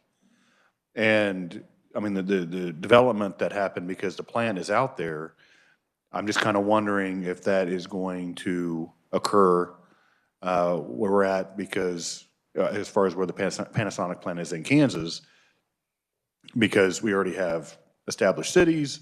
I'm just kind of wondering if there's any other development like what we saw in Reno. Yeah, I don't have any like specific businesses or information to share regarding that area, other than I think the thought was that those suppliers that are brought in, those 5 qualified suppliers, will land somewhere close, whether it's on that facility or, and more regionally located. But I would anticipate some of that still to be an option and to be determined. Representative Hoffman. Thank you, Mr. Chairman. So as far as the tax incentives, and you said it's only been used, are we in line as far as what we thought we would be, or are we behind where we thought we would be as far as giving those credits and tax incentives out? Yeah, so I think it was a little unknown, right, on how quickly the construction would happen, how quickly they would hire and bring folks on and really work to claim those. So I know through the budget process last year, we were prepared with the relocation incentive, which is $1 million, and then those those training dollars, which is $5 million, but it's a reimbursement at that 50% rate. And so those dollars have not been used, obviously, since they don't have enough staff to really train and utilize that, and the same with the relocation. So I think we were over-prepared, but we stand in good shape now. So we're probably a little behind, so it's pushing those incentives out farther than what we were expecting. Yes, in some cases, but we'll have to look at the agreement because it's all within 10 years, right? So depending on those filing dates, yeah. But again, they have to be earned, so it's Right. So dollars aren't going out the door. I guess I go back a little bit about what Representative Carpenter. I'm not sure I would. I was a very reluctant yes on it the first time, and if I'd have known that what's happening with Evergy was going to be part of it, I'm not sure I would have voted for it. I guess it really disappoints me. I can't believe that wasn't anticipated when the negotiations was going on. I mean, when you've got a plant that is going to need as much energy as this plant, that was not anticipated and part of the negotiation. But it wasn't? I can't really shed any light as far as those specific conversations within the negotiations.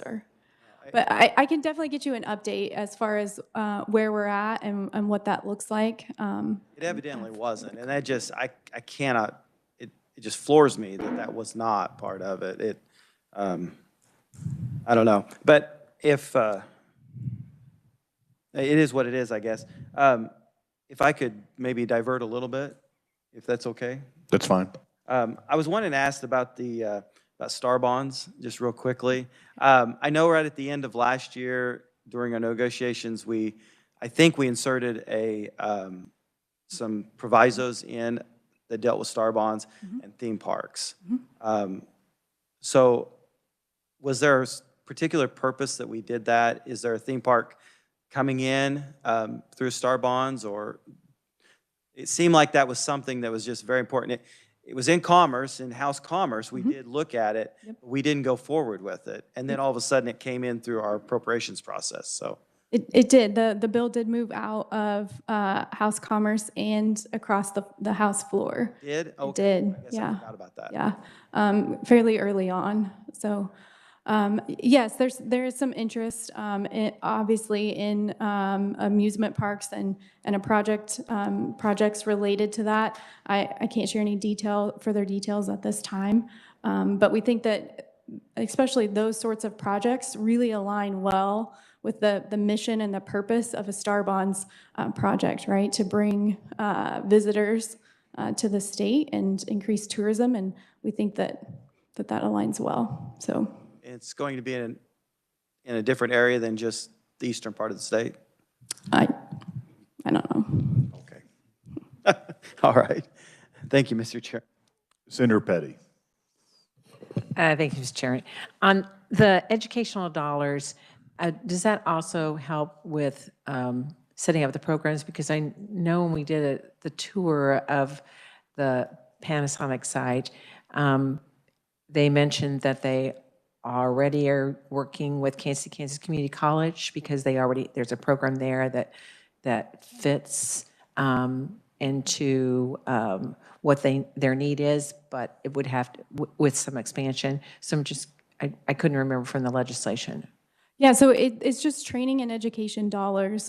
So I have to go back and look specifically, but I don't think that there's any limitations on who those trainers are or what institutions are providing that sort of training. That was all left up to the company's discretion. So if they wanted to, reimburse or work with a higher education institute, I think that's within the realms of it. Thank you. Yep.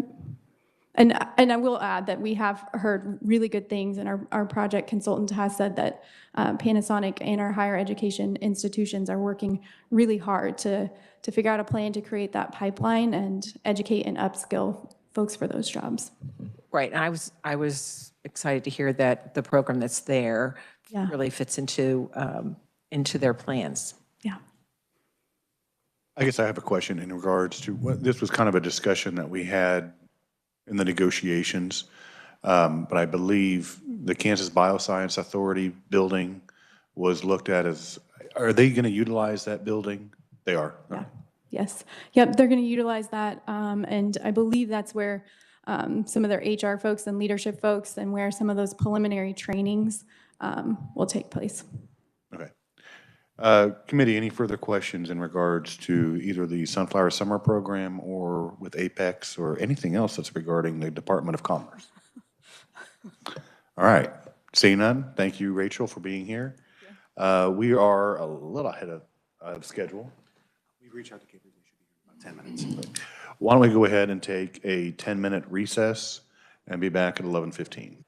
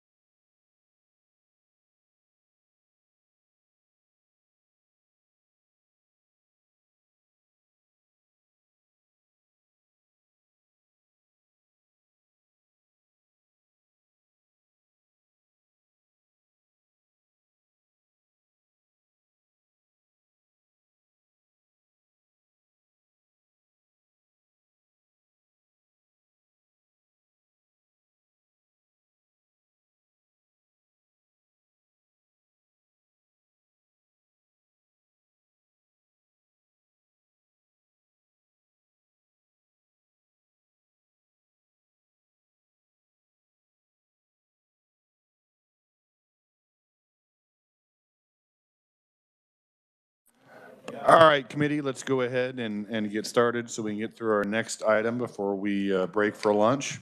So the next would be the Kansas Public Employee Retirement System, and so I would ask the Executive Director, Alan Conroy, to please address the committee. Welcome to committee, Director Conroy. Thank you, Mr. Chairman. Certainly pleased to be here. And Mr. Wu had told me since you were running ahead, that extra time could now be spent on capers, talking about the actuarial. No, Yes, I'm yeah. sorry. I'm sorry. No, I would not do that Discuss. to you.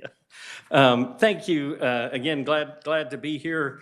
We've got a handout there before you, and I'm going to walk through it at a pretty good clip.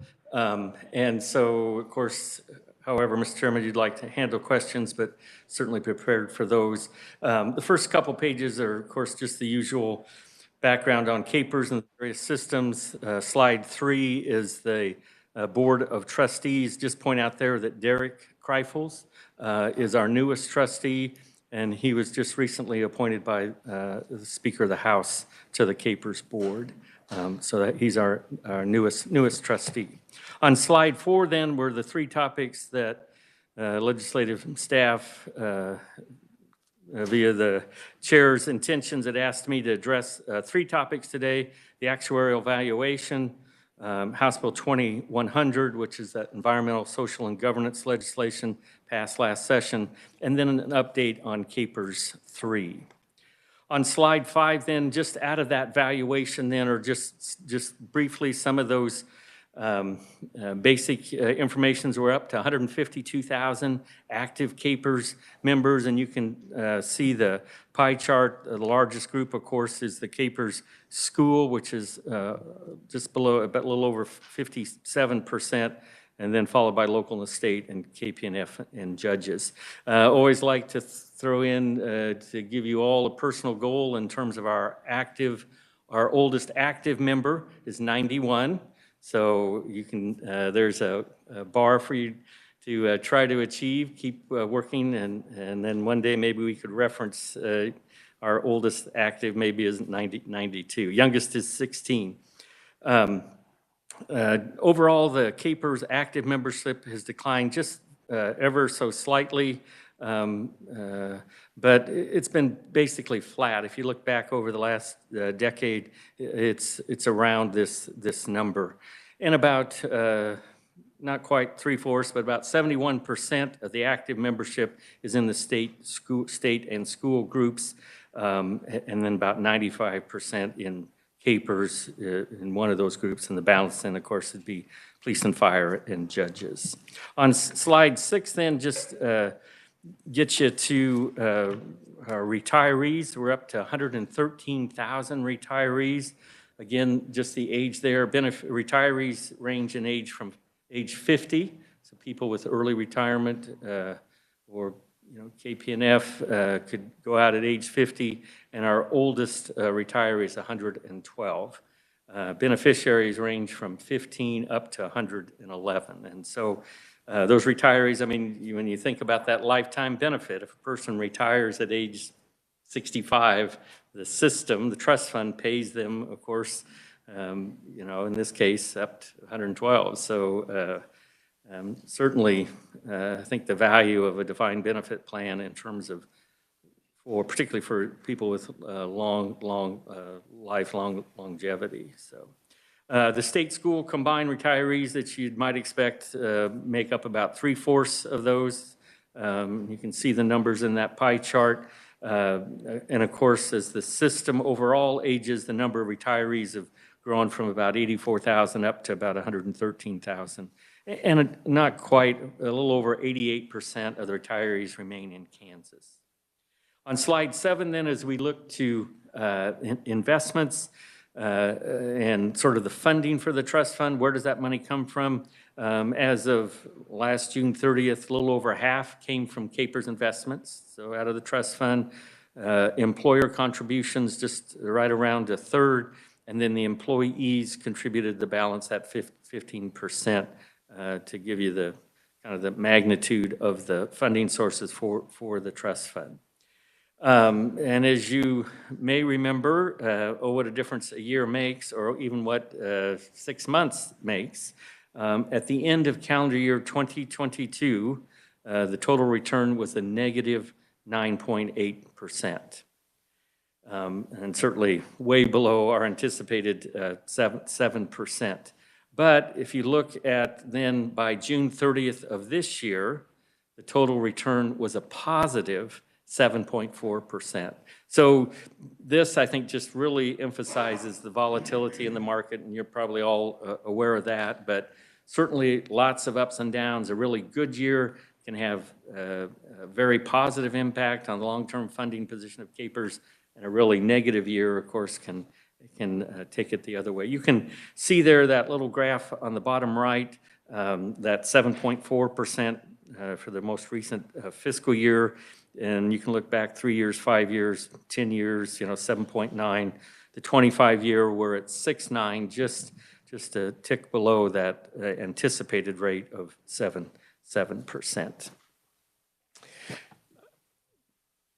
And let's see.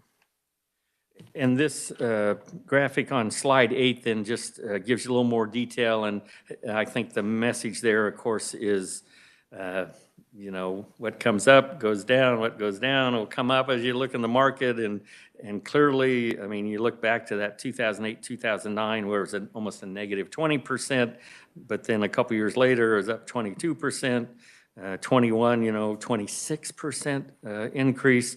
And then 22, this negative 4.7, because it's on a fiscal year basis, and now the 7.4. And that dotted line is that assumed rate of return, or what was in place at the time of that fiscal year. So you can see some ups and downs, and I think that's just the story of the investment world. On slide 9, then, all of that funding then translates then into employer contributions, and you probably know, particularly in defined benefit plan, whatever we're short, the employees pay in, the investment income is whatever it is, and then ultimately it falls to the employer then to make up any difference or any shortfall. And so by this last actuarial evaluation, the employer contribution rate, and there's a statutory time lag. So for the years beginning in 2025, so fiscal year 2026 for the state, calendar year 2025 for local units, it sets the rate. And so that rate then for fiscal year 2026, the actuarial required rate is 11.56%, and it's the sixth consecutive valuation where the actuarially required rate is anticipated to be met. And that's, out of all the funding sources, I think our actuary says that's in terms of long-term pension funding, having the employer pay what they're supposed to is probably the key. It's the foundational thing. And so I think that commitment that policymakers, legislature, governors have made to pay that actuarially required rate, those pension obligation bonds, the additional contributions, all of that, of course, has been a heavy lift on your all's part to strengthen the funding position of KPERS, and I think it's reflected, as you'll see, in some of these numbers. And of course, in 2017 valuation, you can see there we reached that actuarially required contribution rate for the first time in the 2017 valuation, which sets the rate for 2021. The first time the rates were the same in 2024. And of course, prior to that, the actuarial rate was set. Ultimately, the dollars were set at some lower rate. And so, of course, as that less than the actuarially required amount has driven the unfunded liability in part to the size where it is today. And of course, there were additional contributions in 2019 and 2020. And so anyway, all those, again, have assisted in improving the funded position of KPERS. And then, of course, the $1.125 billion that was granted, appropriated to the trust fund for calendar year 2022, and then those funding bonds have really have been a key part of funding increasing that funded ratio, assets to liabilities, by 17% since 2012, that 56%, that low point, and now we're up to over 73%. And so, and all of the other employer contributions besides state, school, so local KP&F judges continue at that full actuarially required rate. And then the last slide on funding on slide 10 just shows you then, based on that valuation, you know, in some ways, it was, of course, very good. The unfunded actuarial liability went down. It went from 9.8 billion with a B down to 9.57 billion with a B, and the funded ratio went up from 71.6 to that 73.4. And of course, again, that negative 9.8% that I mentioned for the calendar year, but again, that $1.125 billion in additional contributions certainly helped absorb that downturn in the investment return. And so, and then, as I mentioned, by the end of the fiscal year for 2023, last June, we're at positive 7.4%. The state school group just by itself, it's at 74.2% funded ratio, again, assets to liabilities, so that's progress, you know, in terms of that goal of first hurdle to get over 80% on your way to get to 100%. And so as we look out then, based on this valuation though, the state school employer contribution rate for fiscal year 2024 is 12.5%. It'll go down to 11.42% for fiscal year 2025. So anyway, that's just a quick update on the valuation, and I'll just keep marching on then to the second topic, which is the implementation of House Bill 2100, passed by this last session, which established those on slide 10, the regulations for state agencies, political subdivisions, and instrumentalities of the state to ensure that vendors are not giving a preference or discriminated against because of those environmental, social, and governance criteria. And, you know, there's that list, there was a list in the bill, you know, fossil fuel, nuclear energy, production of agriculture, greenhouse gas emissions, abortion, guns, all of those things cannot be factored into the investment decisions. And so the new law, of course, certainly applied to KPERS investment managers and to their contracts we have with them. Private equity investments were specifically exempted by the legislature.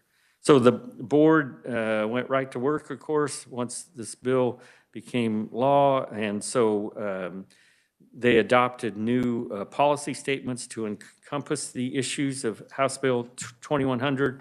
And on slide 12 there, there's one of the first things was to engage a proxy voting firm. And so we did an RFP. It's a firm, Egan Jones, was hired to vote our proxies. And there's a lot of proxies. I guess when you have a trust fund of over 25 billion, over 100,000 proxies are cast each year on behalf of KPERS. Prior to 2100, our fund managers would cast the votes on behalf of KPERS. They had to comply, those fund managers had to comply with the KPERS investment policy statement. They had to cast the vote as fiduciaries. But this legislation, and now that we have proxy voting advisor or casting those votes, it removed those fund managers out of that process. And so they were able to gear up and were operational. Egan Jones was on July 21st, so that's good. And they're feeding us information on the proxy votes. And then the legislation also requires some annual proxy voting reports, and we're structuring those to make sure we report those at the appropriate time. On slide 13 then, just some quick steps. And of course, you know, we followed up with our due diligence process with our current managers. We make sure that as they invest, they're fully following that and complying with the law. and of course, we have regular meetings with them to ensure that. They have to provide an annual certification of compliance with the bill. So we've got a piece of paper with their signature, and it's very precise on the provisions of the bill, and their company people have to sign it to say they are complying with House Bill 2100. And then should they somehow make a mistake and vote inappropriately, they have to notify us right away. That's another one of the requirements. So again, the investment managers, they've got to demonstrate their compliance with the bill. In writing, they have to, again, as they were before, but only act on the financial factors, discharging their duties on behalf of the system. They, of course, have to cooperate with our investment staff to make sure as we make sure they're monitoring, make sure they're following 2100. They have to provide that certificate of compliance. And again, should there be any potential mistakes, they have to notify us right away. Slide 14, again, just kind of summarizes that. I think clearly I feel very good that we've fully complied with the law. We've hired the proxy voting system. It's it's set up and operating, I think, fine. All of our managers have signed on that they will follow the provisions of 2100. And so there was one little commingled equity fund that we sold just in terms of there, because when you have a commingled equity fund like that, we don't have proxies to vote. So we got out of that fund, but no, it wasn't a heavy lift to do that. And so I think we're in good shape, again, with compliance, fiduciary responsibilities, I think, being carried out. Our fund managers are complying, and I, again, feel very positive about our compliance with House Bill 2100. Third topics then gets us to KPERS 3 benefits. And you may remember KPERS 3 is a plan that started on January 1st of 2015. So any new member of KPERS who joins, and this is regular KPERS, state, school, local, would be automatically enrolled in KPERS 3. And KPERS 3, then KPERS 2, before that, KPERS 1, I think up to 2007, and then, 2009 to 2015 was KPERS 2. Before that, it's KPERS 1, and then since then, KPERS 3. KPERS 3, though, is technically still a defined benefit plan, so just like KPERS 1 and 2, has some characteristics of a defined contribution plan, like a 401k plan. And so the cash balance plan, though, they call it more of a career average benefit rather than a benefit based on the highest years of salary, like traditional defined benefit plan like KPERS 1 and 2. There is risk sharing in KPERS 3 in a cash balance plan. KPERS 1 and KPERS 2, it's the employer has all the risk. And so again, as I mentioned, the market's down. The plug factor eventually is the employer contributions to fully fund the system in the appropriate time horizon. So cash balance plans generally reward employees who join early in their careers and have years to accrue that interest. So somebody that joins when they're really young, we have their contributions, and then we're able to invest it. They get interest on it, and so it's certainly to their advantage. And I just point out, of course, unlike a 401k, though, a KPERS 3 member, their contributions are never at risk, so they can never lose what they put in, and they're always guaranteed a minimum of 4% interest on what they put in. So yeah, most 401ks don't have those safeguards built into them. Slide 16 then just talks about the contribution. So a KPERS 3 member, their statutory contribution rate is 6%, which is still the same contribution rate for all other KPERS members. The employer contributions rates are calculated annually by our actuary, but it's the same whether it's 1, 2, or 3. There's a unified rate for the state to pay for state employees and all local school employees as part of state aid. Mentioned for fiscal year 24, it's currently at 12.57%. The calendar year 2023 rate for locals is 8.43%. Let's see here.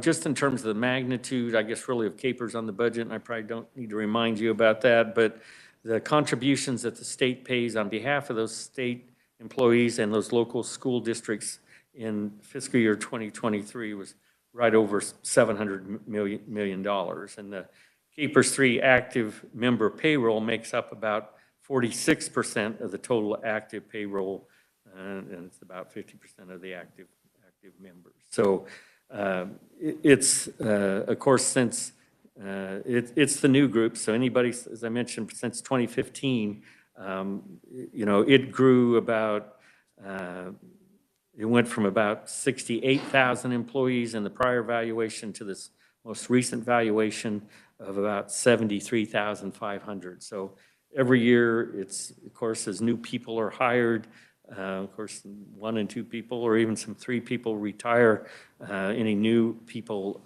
go into Capers 3 as mentioned. And so the growth then in the membership is certainly in Capers 3, and it's, about that, in that $6,000 range each year. 6,000 in terms of new employees. And of course, Capers 2 being a closed group, it's going down about 6% from about 25,000 year before to a little about 23,000 now. Slide 17, just a little graphic, a little busy, but just reminds people the member does 6%. During their working years then, they earn pay credits by the employer. And this is the one thing I think that's always been a challenge for people and for us to explain. Pay credits, the employer makes contributions to an individual account or a notational account as it's called. And so that 6% goes into that notational account. The pay credits start out at 3% by the employer. If it's less than 5 years of service by the member, goes to 4% from 5 years up to less than 12, up to 5% from 12 to less than 24, and eventually gets to 6% with 24 years of service or more. So those pay credits, 3, 4, 5, or 6% go into that notational account with the member's individual account. We're investing it, and so when they get ready to retire, and they get interest on that, and maybe with a dividend, if the trust fund's doing well, beyond 4%, and there's a formula for that, that notational account then is the amount that's annuitized when they get ready to retire. They're in contributions, those employer pay credits, and the interest on this notational account, and then that's what's annuitized into a lifetime benefit when they get ready to retire. Just like Capers 1 and 2, they're vested after 2 years, after 5 years, but it is converted into a lifetime benefit. And should just note, one of the Capers 3 members do have an opportunity to self-fund a cost of living adjustment for 1 or 2%. Of course, it lowers their lifetime monthly benefit because it's an actuarial cost to pay for that cost of living adjustment on their benefit. And so just note that that's one of the features of Capers 3 that's, of course, not there in Capers 1 and 2. And then the other thing I might just remind you of, Capers 2 is really still an open group. So any Capers correctional officer that's hired today goes into Capers 2, not into Capers 3. And that was the decision made, I think at the time, in terms of recruitment and retention for correctional officers. And I think the discussion was having that Capers 2 benefit for correctional officers might might assist in some of that hiring and retention of correctional officers. So Capers 2 is technically still an open group. Any new Capers correctional officers that are hired by the state go into that group. And then just marching on there on slide 18 are the replacement ratios. And so that just looks at once a person retires, how much of their current salary that they're earning are they going to replace? And that gives you a ratio. And most studies suggest you want to be between 70 to 80% of pre-retirement income to have a, to maintain, that person's lifestyle prior to retirement. Of course, as we point out, and as you know, Capers members also contribute to Social Security. And some state plans, like the Missouri Teachers Plan, they do not participate in Social Security, so they have a different state benefit because of that. But, so yeah, I think to get to kind of where a person's going to be on their retirement, you have to add in, you have their Capers, this is an example of 2 or compared to 3, and then also Social Security.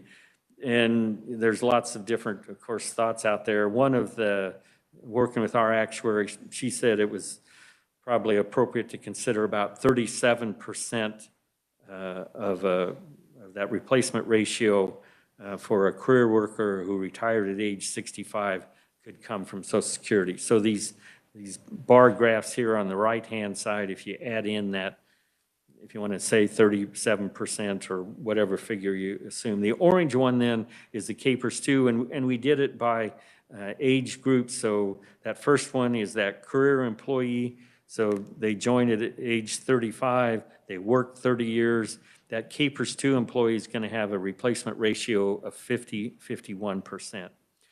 The blue bar then would be a Capers 3 member, same assumptions, but it assumes they only get the 4% guaranteed interest. The statutory, they get that no matter what happens to the Capers Trust Fund. And so that replacement ratio for a Capers 3 member, only the guaranteed interest, they'd be at 27%. If you assume that there's that guaranteed 4% plus the 2% dividend gets them up to 6% interest, that increases that replacement ratio to 34%. And then again, there's just different scenarios. An early career employee that maybe works only 10 years, of course, would be vested after 5. They can leave and go do something else, but then once they're retirement eligible based on age, then they could draw retirement at that point. And you can see Capers 2 would be 5% compared to 8%, no interest on the Capers 3 account, 14, or just the guaranteed 4%, 14 plus the dividend. And then you can see mid-career, age 30 to 50 after 20 years, and then the late career, a person who joins at age 45 but works 20 years, the difference, Capers 2 at 34%, Capers 3 with just the guaranteed interest, 16, with the dividend on top, it'd be at 19%. And so just Capers 3, I guess the earlier they join, the longer their money's in that notational account, the better they are once they get ready to retire. The chair then on slide 19 had asked, just talk a little bit about, there was some legislation introduced last year about the possibility of converting Capers 3 back to Capers 2. And so just, I mean, just as example, or just to, for, I guess, discussion purposes, that bill 2365 would have closed the Cash 3 balance plan and reopen Capers 2 for all new hires and convert all those existing Capers 3 members to Capers 2. And so, of course, that bill did not progress through the session. Just in terms of the actuarial cost, our most recent updated cost from our actuary on that bill to increase it would increase the unfunded actuarial liability of about $300 million on the state schools. So that's for those years from 2015, let's say now 2023. So there's 8 years where those members would have been earning KPERS 3 benefits. Now you want to say, let's have them have KPERS 2 benefits. And so that's the unfunded actuarial cost for doing that, about $300 million for the state, $117 million for KPERS the local group.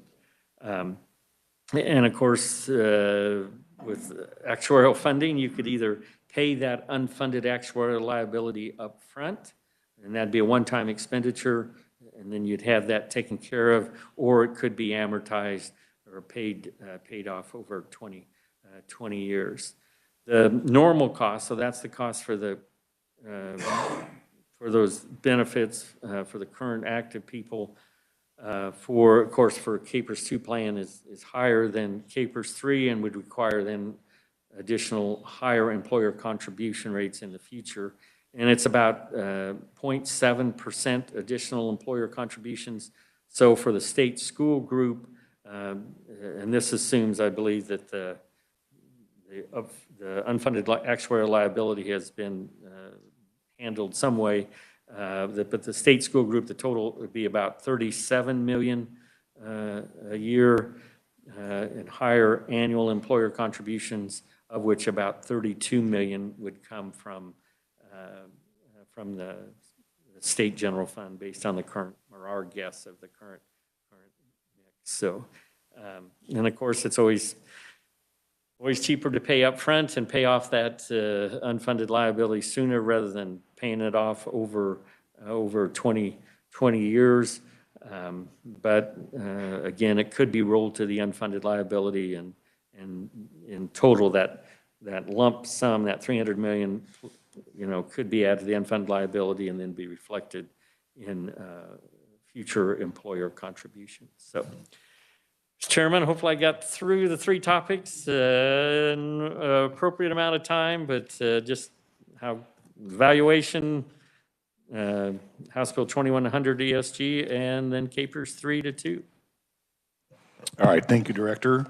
The first question I have is in regards to the amount of retirees. I think went from 84,000 in 2012 to more than 113,000 in 22.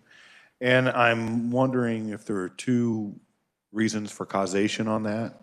One being you'd have more baby boomers that would retire, and that would make that number go up. And then also probably in conjunction with the COVID-19 pandemic, a lot of people retired, mainly from that same age group. And so I'm wondering if that's the reason why in a 10-year period we saw an increase of, what would be 29,000 in retirees?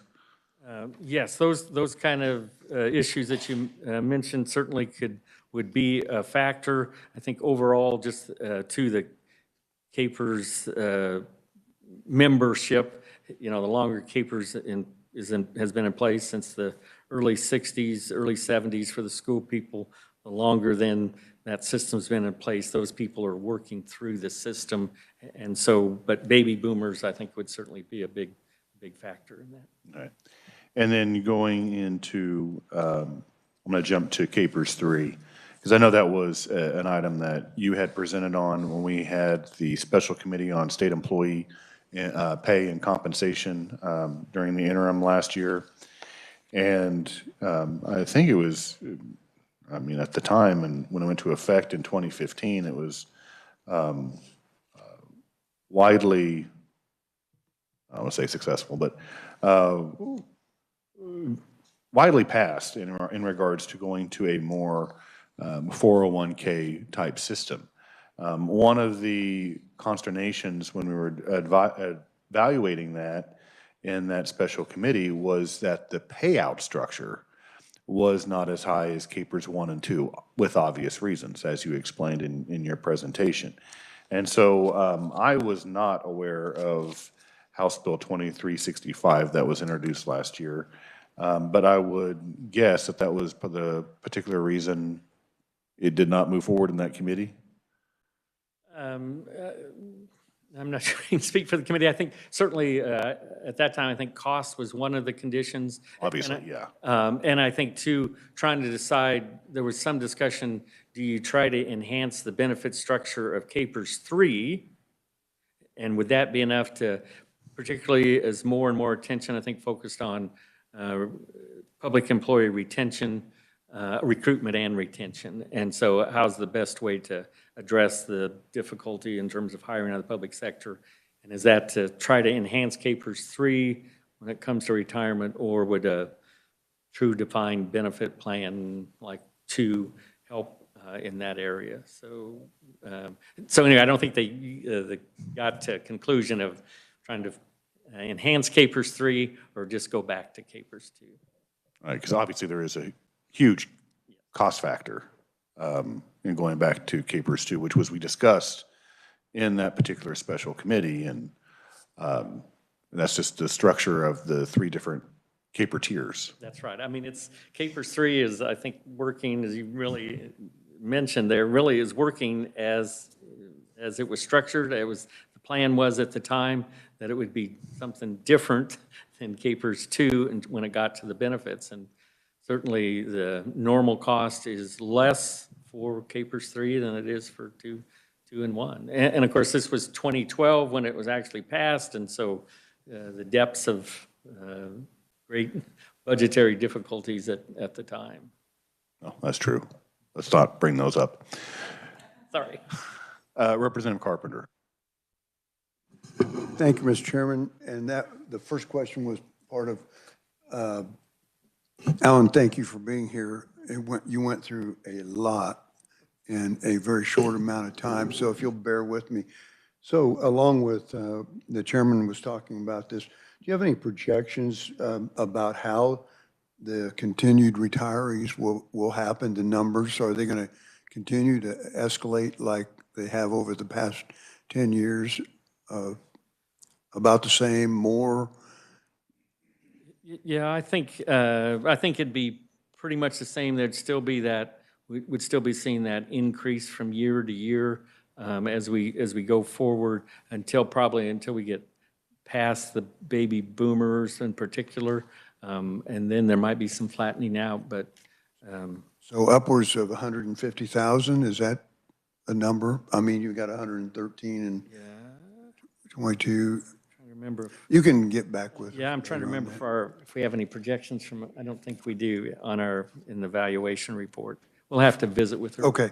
We can do that. Okay. Next, on page 7, you were talking about a 9.8 return, negative return, but then on the chart it has 4.7. So that counts the money that we put in as the legislature. Is that taken off? Yeah, it's just one's is that fiscal year in 2022, and the negative 9.8 was for a calendar year basis, and that just shows the difference how the market had rebounded in real. Oh, so it's only a half a year. That's right. Okay, I see. So yeah, okay, yeah. I get it. So it really does emphasize 6 months or 12 months of very good investment returns can have a big impact on employer contribution rates and projections, or going the other way, it can really. Okay, so it's split. Yeah, okay, I get it. I get that. Okay. I was just curious if our contributions made that much of a difference in that, but it's split year. I did I think, remember the funded ratio that benefits to liabilities, the additional money increased the funded ratio 2.5%. By the additional contributions of the 1.1 billion. So. Okay, okay. And then, Mr. Chairman, if I may go, so on page 11, except for private equity investments on the ESG law, so what percentage of our investments would that encompass? Oh, the vast majority, I'd say at least 90%, probably at least that. The vast majority, 90, maybe even over that, wouldn't be in private equity. So, yeah, we're 95% would be covered by House Bill 2100. Okay, and so just 5% would be private equity firms? Okay, just curious about it. And then did you say that KPERS 2 is still available for correction officers? Is it only correction They're officers? the only group that, when they're hired, like today, they would go into capers too. Okay. And then finally, Mr. Chairman, just one last question. So back here, when you're talking about going from capers 3 to 2 and all that, and that includes the state and school group, do you have any figures that would just sort out the state group from that? We don't have them with them, but certainly that's doable. We can certainly do that. I'm not really that concerned with schools, and we're having more of an issue with, recruitment on the state level, and I'd be curious to see what those numbers were, how much it would cost just to incentivize state employees to join capers too. Yes, we can provide that. Okay, sorry about that, Mr. Chairman. I'm done. That's perfectly fine. Senator Billinger. Thank you, Mr. Chairman. Alan, thank you for being here. I appreciate it. I guess my question, the board voted and added on 7 years, 6 years, 7 years. What was it, 7? It's 6. 6. And that lowered the contribution rate to, is that where we're getting 11.56? The assumed rate of return, they lowered from 7.75 to 7%. And then so that's part of the calculations then, and it's just one of those factors, the demographic, the contributions, the investment returns, all those things. And so are we up, so then the marker is, are we above or below that 7% when the actuary does her calculations? Right, but when they lowered that, then it lowered the employer contribution per year. And that's what I was getting at. Is that number? Is that the 11.56? Is that the contribution number, or is that just our required contribution? That'd be the total contribution that the state is paying for state and school. And so, I mean, that amortization period now 6 years out, I mean, that's part of that calculation. That's right. It went down, yes, because of that. But then there's other things. I mean, the $1 billion, demographics. There's ups and downs that go into setting that rate. Right. When we put that last billion in, we got to 80% before they adjusted that and added the 6 years on. What is that dollar figure when they added 6 years on? I mean, that took our unfunded liability from 80% to 74.2. Do we have a number on that? I know we do. I don't know that we have it with this, but we can. You can get it to me yeah. sometime. I'm just curious on that. Yeah, no, you're right. I mean, it took as we used to say, the mortgage on the house, and now you added 6 years of payments, and that's going to cost you more. I'd just like that number to get out so folks understand what that did. Certainly. One other question. When someone in capers 1 or 2 passes away, how does that work? I mean, because the numbers that Representative Carpenter was asking, about that number just going up, but I thought, well, when someone passed away, then the number would go down as people are getting older and drop off. But are they still counted if their spouse is still alive? Is that how that works? That's right, because it's when the person retires, the member retires, they may select a joint survivor. So if the member dies first, then that benefit will continue on for the life of the joint survivor. So that's all factored into the cost. Now, of course, some of them want the maximum, which would end on their death. Some of them, take a partial lump sum, and they get a cash, depending on the plan, 30 up to 50%, and then the rest would be in the monthly benefit. But yes. So that affects the numbers. It sure does. Okay, yep. Thank you. Representative Hoffman. Thank you, Mr. Chairman.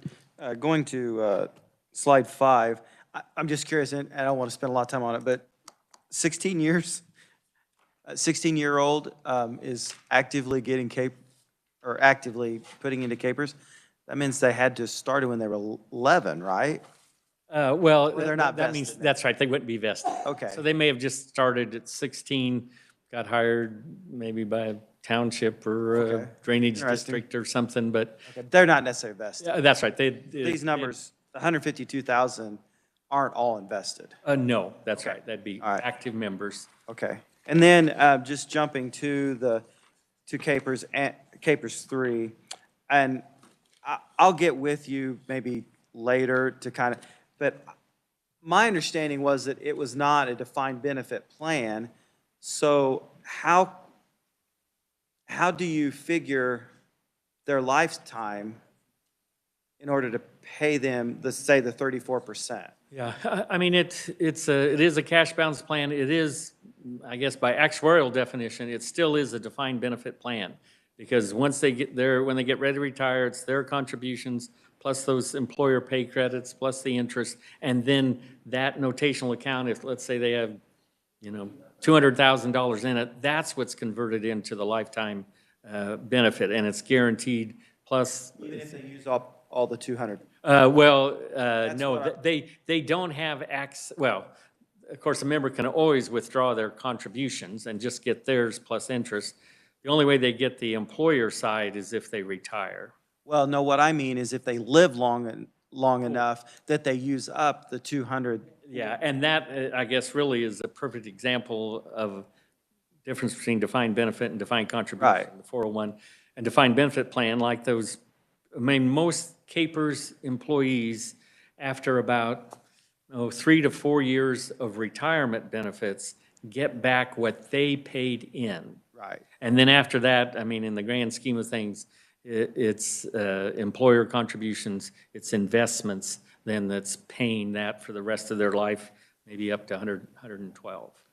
While, of course, a defined contribution plan, if a person retires with a 401k and they have $200,000 in there, the market does great, they're good. If it goes the other way, whenever that 200,000 is gone, that's, of course, the end. And that's the way Capers 3 is. No, Capers 3. That's what I'm trying to. Yeah, the Capers 3 would be like a defined benefit plan. So they're guaranteed a benefit for the rest of their life, no matter how long they live. Okay. And so that notational account, or even a Capers 1 or 2 member, we can tell them how much they put in, how much the employer put in. But once that benefit's set, that account balance really doesn't come into play. Because if they're going to get $1,000 a month for the rest of their lives, that's what they're going to get. So that's interesting because that's not the way I thought it worked. I'm not sure that everybody understands that. I mean, I think that may be part of the issue. I mean, yeah, the Capers 2 is better, but Capers 1 was better than Capers 2. So, I mean, if you wanted to go that route, but I'm not sure that everybody understands, the new hires understand that is guaranteed for life. I mean, that was the way I understood is, you put in money, you were guaranteed this 4%, but whatever you had at the end, that's what you had. And that's not the way it is. That's correct. It's converted. Okay. Do you think that people understand that going into it? We sure try to beat that drum, but you're right. There may be some people who do not. I mean, I think that's part of, to me, that may be part of the issue. And then, am I to understand that we're probably, since 2015, we've had about a 46% turnover? Well, we'd have new members. Some of those could be new positions, schools, city, Sure. counties, and the other ones, though, would be Still would be pretty high, people. though. Yeah, that's right. It's really amazing about the number of new enrollments we have every year to Capers. I think it's about between 6,000 or 7,000 new ones every year. Okay. So yeah, And then- lot of turnover. And then my last question is on page 18. It appears to me that as far as a legislator is concerned, the Capers 3 is probably better than Capers 2 for the average legislator. If I may, then it probably gets back to when they joined, how long did they serve, and did we have that, we Capers have it to invest for 30 years before they retired? Or did they come in, maybe at age 60 and then they retire at 65? And then that window of those investments, their notational account being able to grow is a pretty Right. short Well, I window. guess I'm looking at the average legislator is probably in that 10-year to 20-year in the middle there. That's what I was looking at, right now at least, I think you're, Yeah, and of Interesting. course, that would mean, with 10 years of service or 20. yeah, I was curious at that. And then I guess, I said that was my last, but like one more question. As far as the legislature compensation that we're looking at, how is that going to impact Capers? And I know you probably don't know totally, but how will that impact if, I don't know what, they're kind of looking at 45,000, I think, right now is maybe the number. Because like when I came in, Capers 2, we were able to select we had three options. I think it was 24, 45, or 98. I foolishly took 45. I was young. But I guess for me, it wouldn't change. But how is that like still a contract? So those that were in the 98 will still stay at 98? Or And then the pay commission's certainly looking at that, and I think there's one of the issues they're looking at, and, I guess one unique thing in terms of legislators, presumably any change wouldn't take place till after an election. And so sometimes having that intervening election that the member has to stand may have some factor. Previous changes to legislative benefits, it always had been done after an election. And I would venture to guess that 80%, well, maybe not, at least 75% of the legislature is probably on Capers 3. Just in the turnover we've had in the last. Yeah, that number, and we just gave it to the pay commission. Oh, did you? And I didn't bring my pay commission folder, but maybe Jared. You can get it to me later. But That's right. Yeah, we have, of course, 1, 2, and 3 legislators. There's about 20 that decided not to affiliate with Capers. Okay. About 20, 25 that are already retired when they joined the legislature. So there's 125 that belong to Capers. And yeah, half of the active are in Capers 3. Less than I thought, so, okay. So what would it take to be able to, I'm just, selfishly asking for myself. When I came in, you didn't know, I didn't know if I was going to be here for 2 years or, whatever. Now I'm getting close to 20 years. What would it take for us to say, well, you can go up from that 45 to the 98? I'd have to pay some money. Is that what it would basically be? The issue there, and the revisers might weigh in, but I think right now, legislators get to make an election to join or not. Just once. And the IRS has determined that it's an irrevocable, and I think the statute says it too. You get that one chance. So I think to begin with, the statute would have to be changed to allow for another election. And then it'd be, how nervous do we think that makes the IRS? In general, the IRS does not like to give groups elections, whether to be in or out of a retirement plan. Okay. Yeah, I was just interested. Thank you. Senator Petty. Representative Hoffman, you're stuck. Just as we found some people were stuck out who wanted to come in before too. But I've seen that at other levels of government as well. I'm actually concerned about all the other employees under Capers instead of this small select group that we got in conversation about.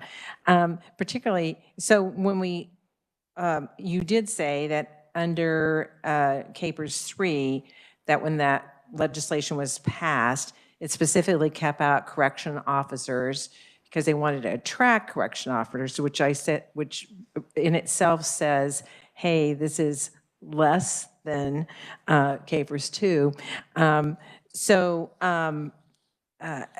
you know, it was mentioned earlier about state employees, but school employees were having a definite issue in the state of Kansas attracting and keeping school employees, which is a major issue for education of our current and future workforce. So when I look at this page 19, and you have out there that the unfunded actual liability of 299 million, does that mean if the legislature chose to do something, we could infuse $299 million? That would be a one-time cost there. That's correct. And then the 117 million, that comes from, That'd be spread, if I may, that'd be spread then over cities and counties and townships. Everybody else, again, the state pays it for school employees and for state employees. So it'd be every community colleges, hospital districts on down the list. right, okay. And then when it comes to the annual increase investment, that would be,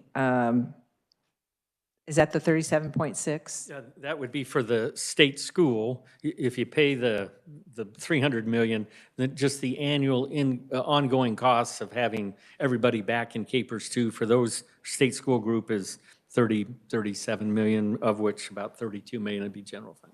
And I also find the number that I think sometimes get overlooked when you mentioned at the early on about the number of retirees from Capers that stay in Kansas, which is, I think you have 88% there. That means that 88% those dollars are staying in Kansas and being spent in Kansas, but from their retirement. Or on the other side, they might be, if they can't afford to be living in Kansas, they might be relying on other services that are actually costing the state money as well. Just my little input there. Any further questions for Director Conroy? All right, seeing none, thank you for being here. And actually, committee, we are going to break for lunch, and we are going to return at 1:30, which is what's on the schedule, and the discussion will start with plasma games. So until then, we are in recess.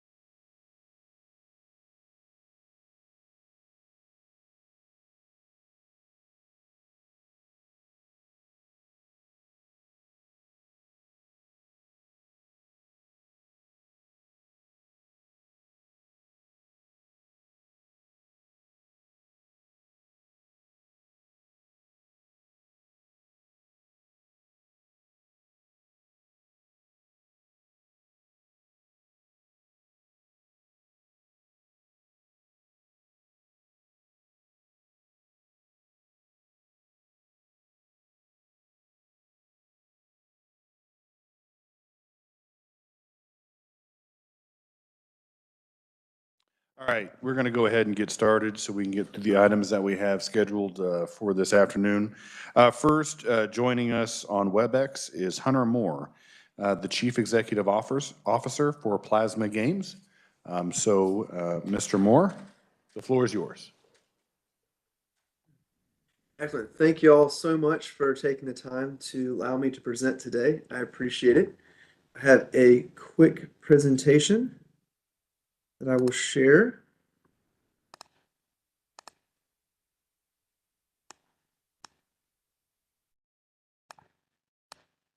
Can everybody see my screen? Yes, we can see it. Fantastic. Awesome. Thank you. All right. I'll give you a little on my background to give you the genesis of Plasma Games. So I have an undergraduate master's in robotics and microelectronic mechanical systems. I've done nano research with Sandia National Labs, jet engine research with Pratt & Whitney, commercial aircraft manufacturing with Boeing, and software with IBM before starting Plasma Games. I did so because at all of these STEM corporations, we had a hard time finding qualified Americans for the open jobs. And regularly, I was the only American in the room. And I dug into why this was, and I found out it's because the United States ranks 25th in the world in science.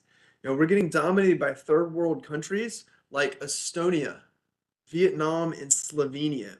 And I realized very quickly that this was not sustainable for our economy, our national security, or our children's future. So I wanted to make the biggest possible impact that I could. With that, I focused initially on the sector that would create the biggest economic impact, and that was evaluated on the one that would create the most high-paying, high-quality jobs, be in high-growth industries, and difficult to offshore. That's because we're looking at long-term economic growth. With that, chemistry-related jobs rose to the very top of the list, even though I hated chemistry coming through school. But this is because Hunter, yes. they have lost permission to share your screen, so we can't see the presentation. Oh, okay. Thank you. Can y'all see my screen now? Now we see it, yes. Now we don't. Okay. See if I can do just a window.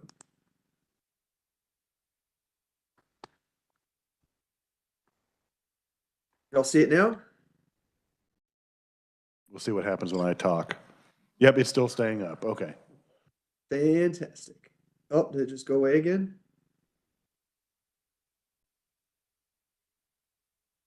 Can y'all see it?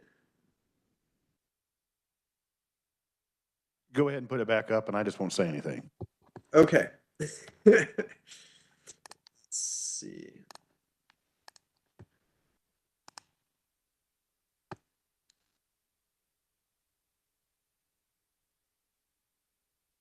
All right, can y'all see the screen now?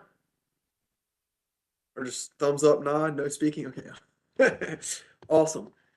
All right, 25th in the world in science. High growth industries. Chemistry. I hated chemistry coming through school, but it's where the research led me for the industry that would create the biggest economic boost. And that's because I found out chemistry is integral to almost everything, including with agriculture, your herbicides, pesticides, fertilizers, all chemistry.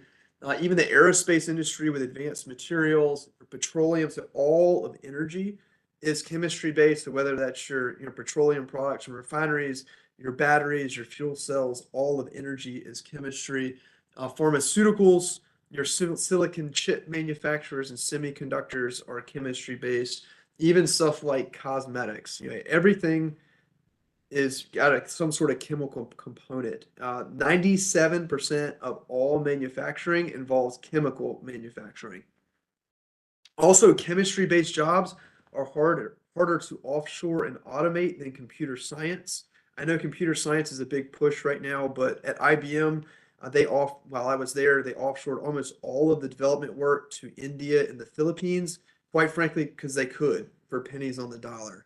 So these chemistry-based jobs are much more likely to stay when you get them.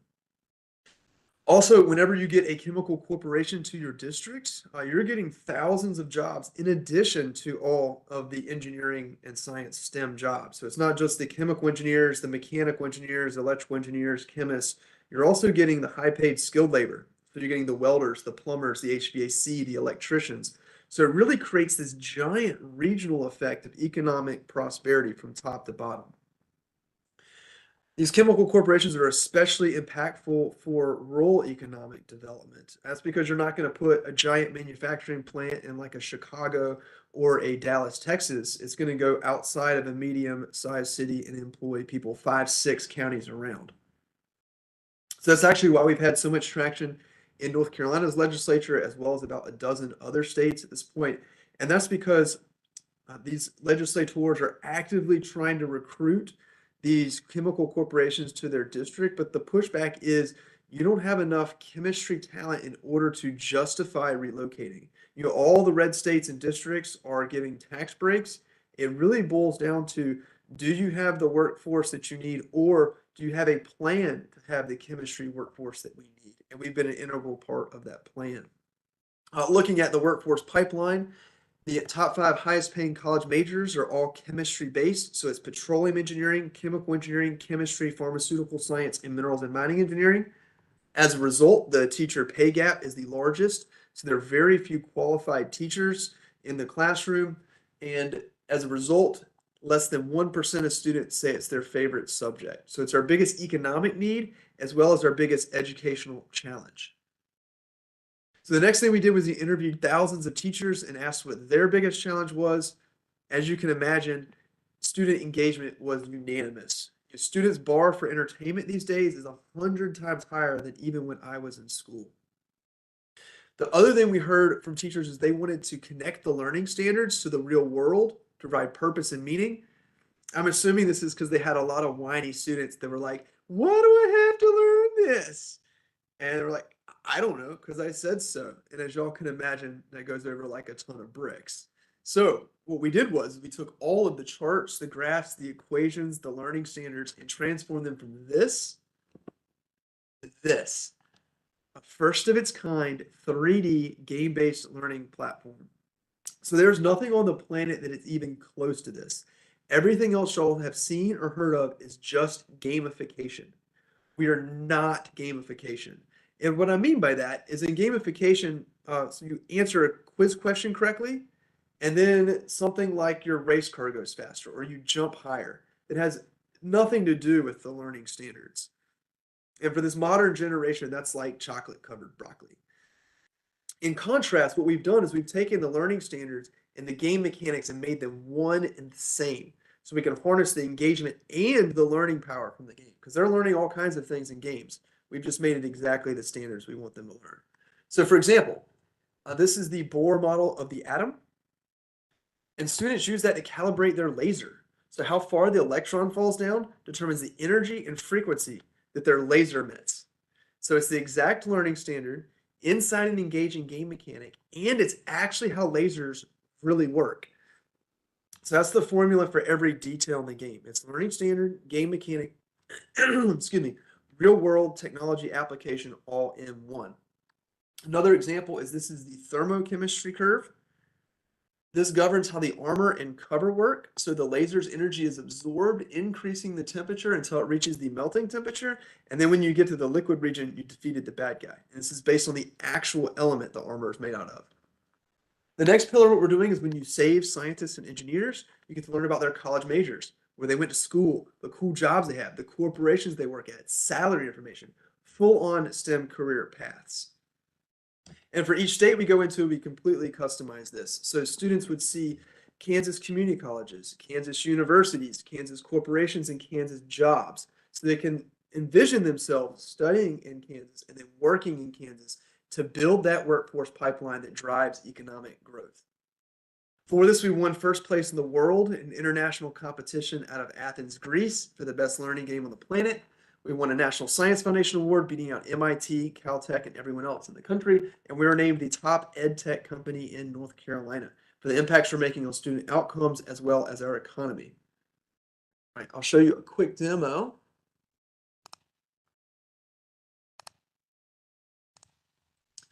Lots of fun levels to play. Diverse characters. I did that because China graduated 2 million engineers last year to our 100,000. China alone is putting out 20 times the number of engineers that we are every single year. And we used to just say they're not innovative, they're just stealing our technology. Well, they now have hypersonic missiles and we do not. That's like going into World War II without a nuclear weapon and your opponent having a nuclear weapon.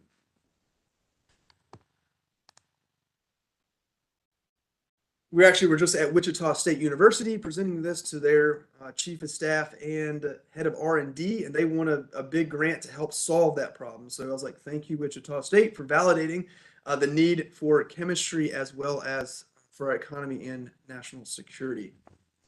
As you can see here, how easy it is to calibrate the laser and see the relationship between energy, frequency, and electron configuration.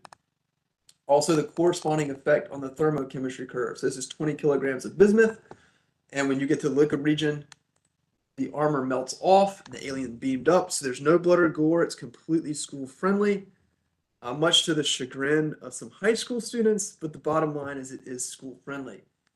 The dash boots, you can see right here, just like the jump boots Nicole used a second ago, you get to engineer in the lab in between missions, which I'll show you in just a second. In a well-designed game, failure can be a positive learning experience. So just like if you're learning spades or some other game like that, if you make a mistake, you're like, oh, how do I fix it? I want to learn. We harness that same power. So Aki melted his own armor, and he would learn that lead probably wasn't the best choice. So what you do is you go back into the lab and reevaluate your decision. So just like in normal just entertainment games, students can upgrade their gear in between levels, but we've made this all the learning as well. So for example, this is the armor, and at the beginning of the game, students can choose between zinc, tin, and lead, all of which have low melting temperatures and low energy to melt. And as they progress through the game, they unlock better ones like copper, silver, gold, platinum. Tungsten has the highest melting temperature, and niobium has the highest energy to melt. So students are studying their stats, just like they would in a normal game. But instead of learning about magic resistance or thorn damage, they're learning about melting temperature, heat of fusion, specific heat, the thermochemistry curve, periodic table, periodic trends, elements, parts of the periodic table. It's awesome. Full built-in intelligent textbook with pop-up definitions and videos to explain everything in a conversational dialogue. I won't go over all the gear for sake of time, but everything is full STEM. So you've got the science, the technology, the engineering is the allocation of resources given constraints, and then of course the math. I love this because they did not connect the dots for me until my 3rd year at Georgia Tech for this, which is crazy because the math, as you can see, isn't crazy complicated. It's just the fact that our education system typically doesn't connect the dots to why this is actually applicable in the real world. And students and teachers have loved the answer to the question of, why do I have to learn this? Well, because you can make jump boots and lasers and all kinds of other cool gear. Also, you can have a very lucrative career. So when students save scientists and engineers, they can equip them their team for a technology boost, but they can also see where they went to school, what they studied, the cool jobs they have, the corporations they work at, salary information. And we have community college tracks as well as PhD tracks. And these would be localized again to Kansas. So that's a brief overview of the game. We also provide an expansive curriculum around all the resources that teachers are used to seeing so they can instantly implement this in their classroom. North Carolina State University did a large-scale independent third-party research study, and they found best in the world results for any resource, for any subject ever. That's one of the reasons why we won first place in the world. Here's some of the top line findings. I won't go into all of it for sake of time, but the big takeaways are there was a 19% increase in end of the year test score questions after just one time of 30 minutes of gameplay. This is absolutely unprecedented learning rates, and I attribute it to the fusion of gameplay and learning. You know, kids are learning stuff in video games all the time. We've just made it exactly the learning standards we want them to learn. Also, the stats notable: 100% of teachers that wanted to keep using it. I've never seen 100% of anything in a large scale study, and I attribute this to teachers seeing how excited their students got. They were like, "Oh my gosh, I can make $200,000 a year as a chemical engineer and cure brain cancer." You now have an excited student, and teachers can really do something with that. It's their dream.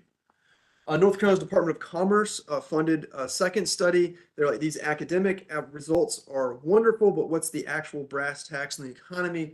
One of the key findings they found here was students that used plasma games were 5 times more likely, so 500% more likely to want to pursue a chemistry-related career than those that did not use plasma games. That is amazing. And this minus 85% is what we're seeing across the country. In the United States, in middle school, students' interest in science starts to wane, and when they get to high school, it plummets to almost zero, particularly around a difficult science like chemistry, where they get hit in the face with their first C on a test and they go, and they just basically give up. Hundreds and hundreds of educator testimonials saying stuff like, "This product changes life trajectories towards fulfilling STEM careers. Motivation and participation is higher in my students because of plasma games.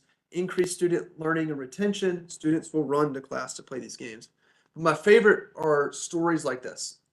"My students, when they come to class, the only jobs they know are servers in restaurants or grocery stores. They just want to leave school when they reach their legal age to work. Because of plasma games, I've seen an increase of students aiming to finish a college or university degree. That's why we founded this company. It's great to know we're making the impacts that we intended."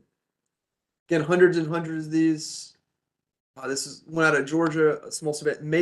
The 3D video game that makes it impossible not to learn. The platform makes wise use of every minute of instructional time. South Carolina, I love this. Plasma games is a great way to get my lower level students interested.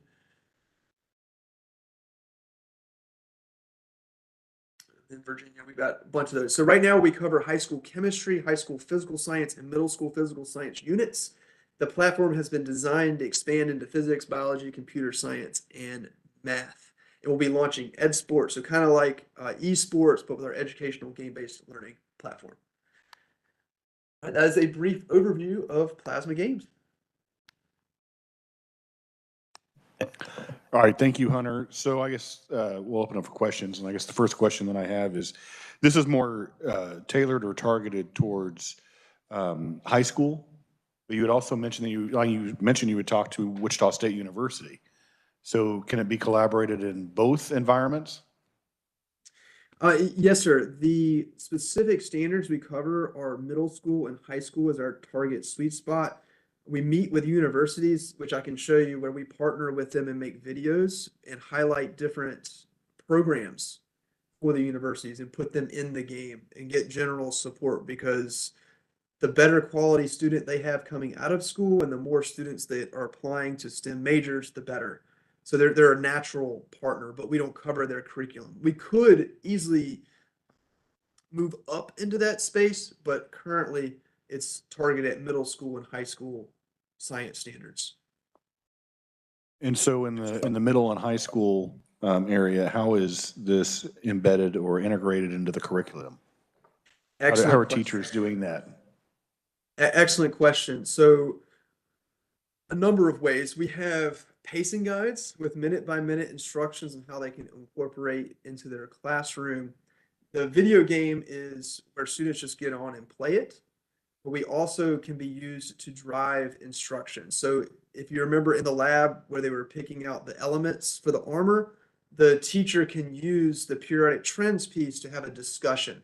So how does melting temperature affect the properties of the armor? And go through and talk about periodic trends and use it as a discussion, question-driven, inquiry-based learning experience.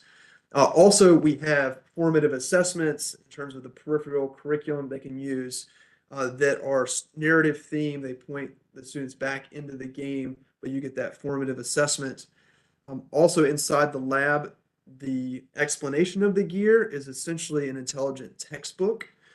So instead of it just being learning because I said so, it's learning the standards as it applies to the gear in your game, which really drives students to engage with the material. And then in some of your testimonials, they were from South Carolina, North Carolina, Georgia. What are some of the other states that this is being implemented in? Yes, sir. Tennessee, Kentucky, Missouri, West Virginia, Indiana. I'm missing a couple. I can look up There's again. quite a few states that are utilizing this. Missouri and Nebraska. Those are the ones that neighbor y'all. Okay. Committee, any questions for Mr. Moore? Senator Petty. Thank you, Mr. Chairman. Hunter, glad to see you and see your presentation again. I would like to ask you, so the chairman just asked you about states that are using this. Can you tell us, is this district by district? No, ma'am. So what we do is we go for statewide appropriations. That's our model. And we do that for two reasons. First, it saves the state about 4 times, or it would cost 4 times as much to go the other direction. And we allow districts to opt in once we get funding. And then the other piece is the nature of district by district funding is most of the funding goes towards math and reading, and science gets very little funding.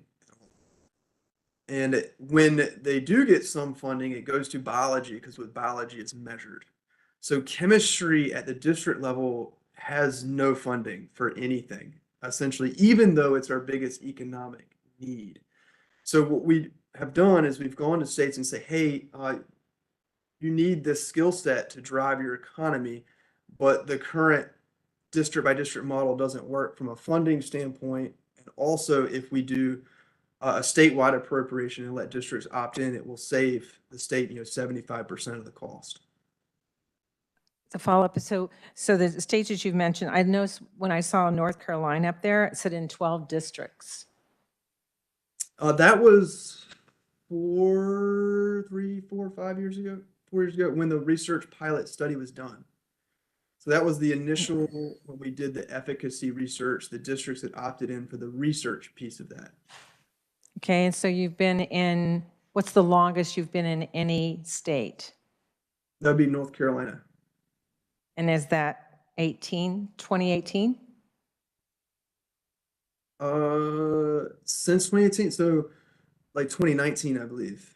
2019. So when you made, I know I saw the anecdotal comments that you posted in your presentation, but is there actually I'll use North Carolina since it's the longest, is there any actual data of tracking of students that have used the plasma game program in their high school curriculum to show that there's an increase in any higher education degrees in those specific areas?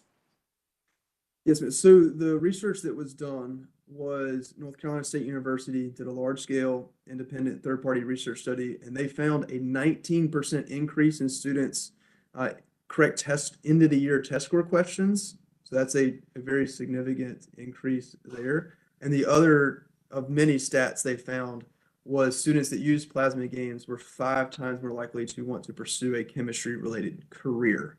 They have not tracked individual students simply because funding is usually on a year-by-year basis. Okay, so go ahead. Go ahead. I'm sorry. You go ahead. Go ahead and I would finish what say you were saying. for a study like that, you like 4 years at a time would need to be funded to like track. And it's usually a 1 year. And to that note, North Carolina is renewed every year. So the return on investment has been very favorable. So North Carolina has renewed now for 4 years. Yes, ma'am. And okay, so you told us the other states, and when you talk about that 19% increase, that's 19% increase in specific questions on statewide assessments? I'm not familiar with North Carolina, so I wouldn't know. Yes, ma'am, that's correct. Thank you. Any further questions for Mr. Moore? All right, seeing none. Thank you, Mr. Moore, for being here and giving us a presentation on plasma games.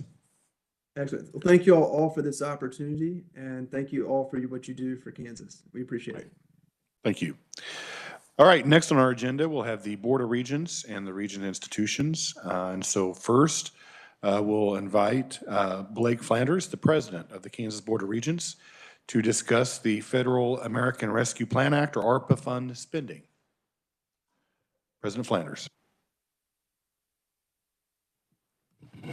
Yeah, thank you, Chair Waymaster and members of the committee. I'm Blake Flanders, President and CEO of the Kansas Board of Regents, and been invited to discuss the state university projects financed in part with ARPA revenues.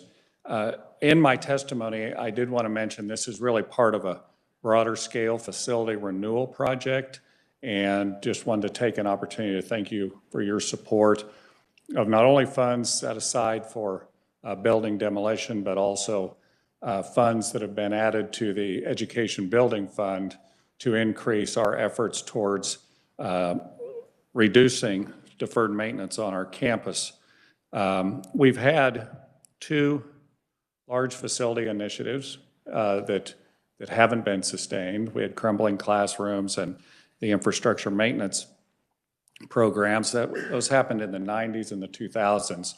And so I did want to let you know why I believe this is different and why this one is certainly going to work. And it really centers around the policy that's been created, the data that we have, and the partnership that we have with the governor and legislature.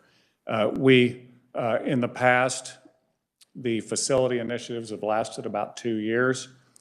As institutions came forward and built new facilities, it was required to have a plan to also provide for the maintenance of that facility. Those that were built after, I believe it's 07. And at times, that plan was very high level. In other words, we will provide for that out of existing resources. So I want to tell you now that we have not only the space utilization for all the facilities, but we also have data on every classroom and exactly what our deferred maintenance is across the 1,147 buildings and 498 mission critical buildings. So we have those data, and that's been certainly a lot of assistance as we move forward. I would say that if you look at the proposal for the new cancer center, there's an incredibly detailed portion of exactly how we're going to maintain that center. And so that's been really best practice. Last year, again, you allocated $20 million for deferred maintenance, $10 million for demolition, and we will ask for that again this year. We've also provided some incentives for institutions to tear down buildings that aren't needed anymore.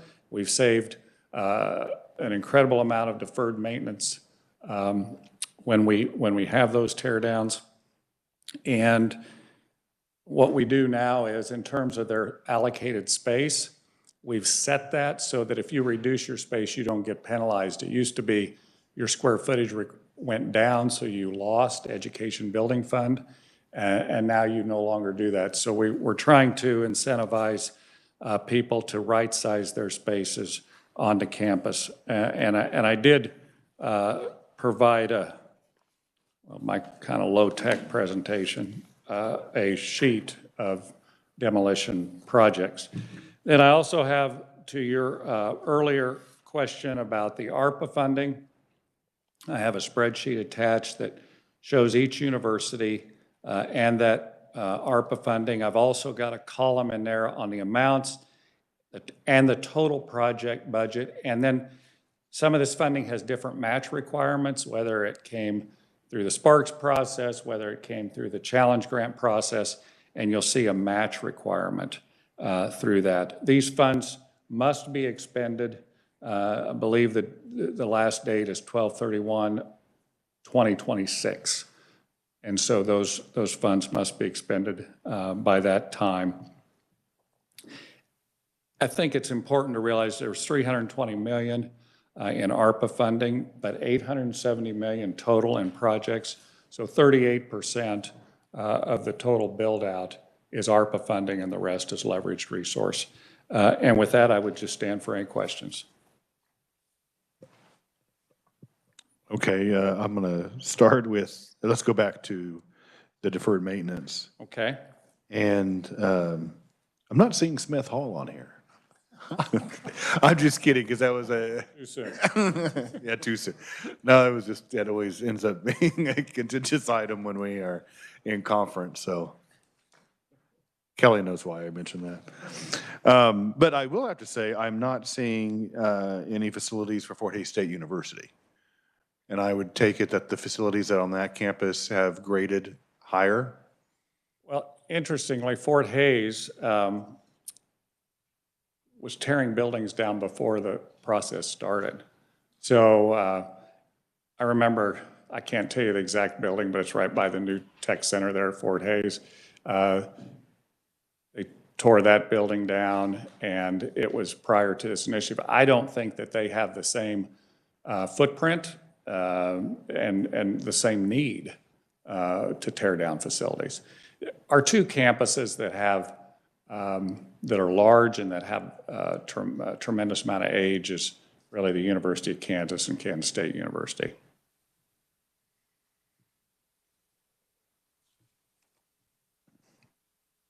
Okay. I will say Fort Hays has done a great job maintaining their facilities. Well, that's what I was kind of alluding to when I was asking that question. Now going back to the money that was dedicated for the universities for ARPA, as you mentioned, they have until December 31st, 2026. Some of these require a match. Some do not. Those that require a match, is it anticipated that they'll have all the funds to get the project started by that deadline? Yes, they will. And in some cases, there's been different models employed by different universities. So some universities have used existing resource to backstop the fundraising. And so we're hopeful that all the fundraising comes together, but they do have some existing resources to backstop that.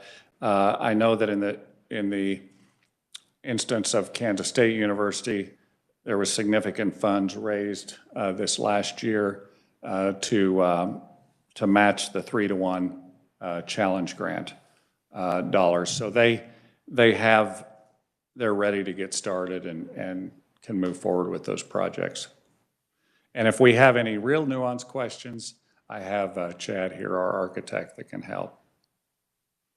Okay.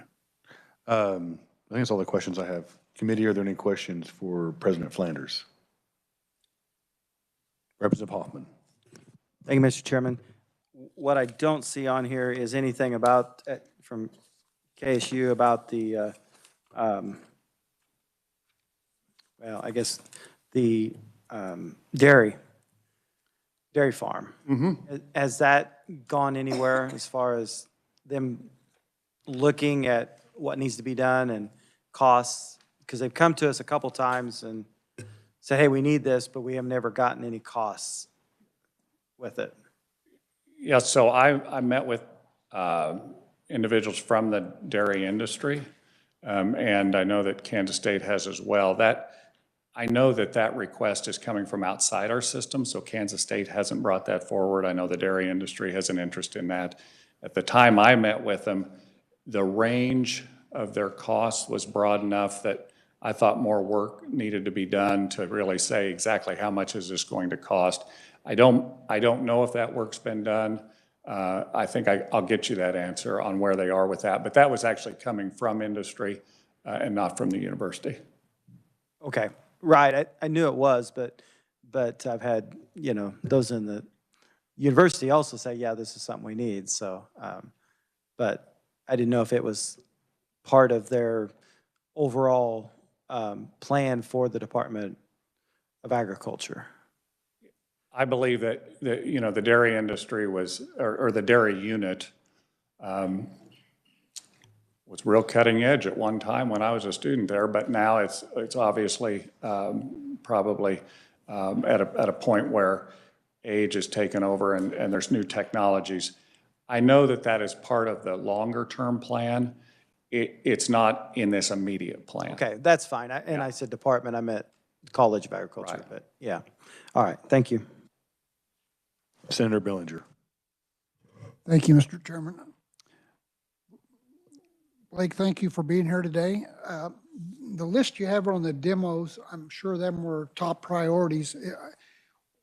How much additional demo is there that's not on the list? So those should be all the projects, correct, on the demo? Everything that's scheduled for now, and it's Yes. on top. But is there like another list coming, or how many more demo projects are left to be put on the list? This isn't everything, is it? I didn't think so. So do you have another list that, it's not their top priority, but So you'd like a list of potential projects that are, right? that are in the I just pipeline? kind of like a total. I mean, here's what we're wanting to do this year and maybe in the next year or two, but in the future, we also have, isn't it the KU's got the old power plant? Has that been demoed?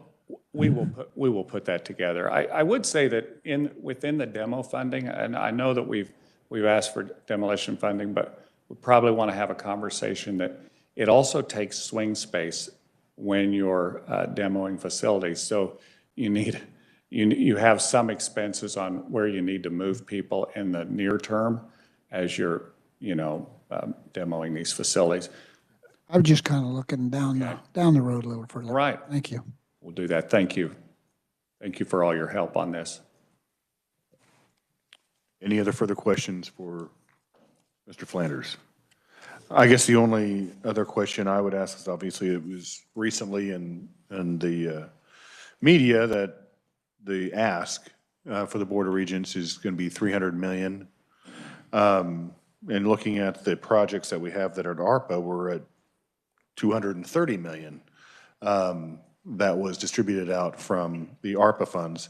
So I guess my question is, of the $300 million, what is one-time spending? And then could we have that prioritized of what is most critical to the Board of Regents? We can do that, and we'll send you what is facilities, what is non-facilities, what's one-time, and what is continuing. I'll send you that. All right, thank you.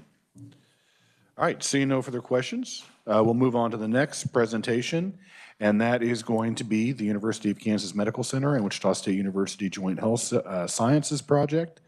And so Dr. Robert Samari, Executive Vice Chancellor with the University of Kansas Medical Center, and then Zach Gerhardt, Chief of Staff at Wichita State University. Thank you, Mr. Chairman, Mr. Vice Chairman. We have some slides that we're going to try to get loaded here, or maybe we already have them loaded. Zach and I are here today to share updates and enthusiasm on this ongoing project that will forever change the face of biomedicine in the city of Wichita and across the state of Kansas. The University of Kansas has had a School of Medicine in Wichita since 1971. And during those first 50 years or so, it was a third and fourth year medical school whereby students were there and rotating through the various medical campuses in Wichita. In 2011, the first and second year programs were added. And at that time, a School of Pharmacy was added to the campus in the city of Wichita. The School of Medicine in Wichita is really known for its outstanding clinical training and its capacity to train physicians for rural areas and throughout the state of Kansas. The School of Pharmacy was established and has grown over that period of time. And this unique opportunity in the Wichita Biomedical Campus allows us to co-localize those schools along with our colleagues at Wichita State. Zach's going to describe the programs that will be moving at Wichita State. Thank you, Dr. Samari. So for the Wichita State component of this, really we complement KU in that we have the nursing component, we have the PA, the PT, the medical laboratory sciences, and the part that's not really on the slide that is important is, as you know, we affiliated with a technical college several years back, and so WSU Tech's entry-level nursing programs and surgical tech programs will be located in this facility as well, and that's going to actually be kind of a national new, having all the entry level all the way up to the doctor and pharmacy levels all in one facility. And I can't remember if this was Dr. Samari or Dr. Gerard, but I think they said it very well when we educate students in a vacuum and then we expect them to go and work together in hospitals and clinical settings. We really don't serve the students very well. We don't serve the patients very well. And so this new holistic approach in a single facility will truly be transformational. I'll hand it back over to Dr. Samari now. Next slide. So by co-locating the School of Medicine, School of Pharmacy with the Wichita State programs, we really believe we can create this interprofessional learning environment for our students, faculty, and researchers. We believe that locating it downtown will create an economic impact for the region, city and the region, and to serve patients and others throughout the city. And it also allows us to be an anchor for business and research that want to co-localize with the campus. Next slide. So since we have last met, we have identified partners, Co and Helix. Helix being an architectural firm in Kansas City and Wichita were selected for development, and Co and Helix were the architects of record for the health education building, the last major building project on the KU-MC campus. In addition, we did bids for construction management at risk, and J.E. Dutton, in collaboration with Hutton, were selected for the construction management.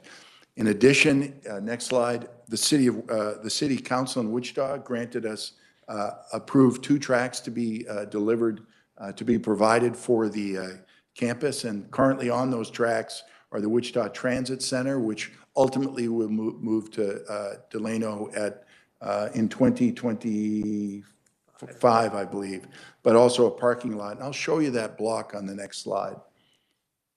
This is the block that was selected for development, and there's the full city block except for the current building that is there, and someday we hope to have that space as well.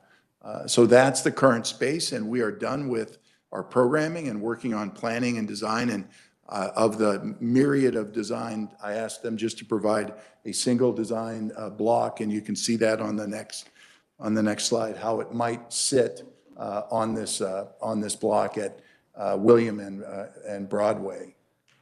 Next slide.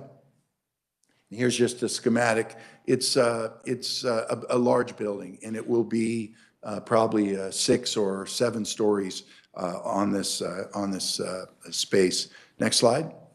We hope to have construction hole in the ground in early 2024, perhaps in January, and we hope to have the project completed for the incoming classes of 2026, consistent with our spending the ARPA money in its time as well. Now, I asked Zach to provide a background, the finance of which you have been involved with every step of the way is complex, and I just ask Zach to provide a little bit of clarity around how the funding has come together. Next slide, please.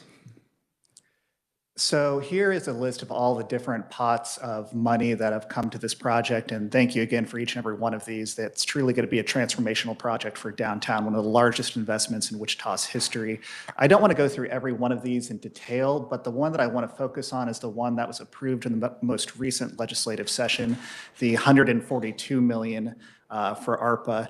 It was our understanding that that was to be appropriated out of the health and education pot, and if that pot were to be used in other appropriations processes, then it would be backfilled with SGF, and we'd ultimately still get that 142. The makeup would just look a little bit different. We have since received communication from Secretary of Administration that there was a triggering mechanism in another appropriations part of the budget that said if another ARPA fund was used for that same pot of money, the 142 would essentially be reduced in half to 71 million, and only 30 million would be backfilled in SGF, which essentially creates a $41 million deficit for this project. And so what we're really here to ask is help us maintain legislative intent and fully fund that $142 million and complete this project. And I'd be happy to share the communication that we've received with Secretary of Administration about that. But we just wanted to put that on your radar as something that we're going to be looking at going forward in the 2024 session. So next slide. I think that's it. We So stand for questions. Committee, any questions? Senator Clays. Thank you, Mr. Chairman. Let's just step back to that slide. So where do you have the communication? I want to see that. And then the two areas that are referenced. I mean, this is obvious that 142 million was always the intent to go there, and I don't know why there would be some magical little area of a budget that triggers some other weird thing. We were very, very clear about this, and the entire 142 million. We can have a discussion directly with the Department of Administration if that has to happen, but this is like borderline ridiculous that something like this is happening via a whatever triggering mechanism got slid in by something somewhere. There's absolutely no reason something like this should have happened. So I would like to know the where, the why, the when, everything you can find for us on that. I'd be happy to provide it. It is in the budget bill that was passed, so somewhere along the way it was added, but we can definitely provide that for to another you. purpose. We totally agree that the legislative intent was the 142. Thank you.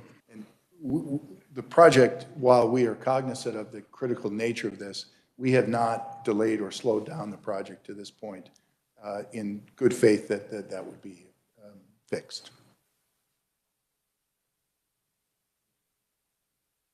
Well, and I would say in regards to Senator Clays's question or comment, at that moment when we were doing the budget and conference, it was anticipated that we had overspent ARPA. And that's why we had to backfill it with the 30 million. I don't think it was anything necessarily with the Department of Administration. At the information that we had at that time when we were in conference, basically there was no ARPA to spend. It was gone. And so we backfilled it with $30 million of SGF. So we have to go back to the Department of Administration and see if there has been any recouping of ARPA money, or if there is any ARPA money that was unspent, and then we'd have to analyze that when we go back in January. Yes.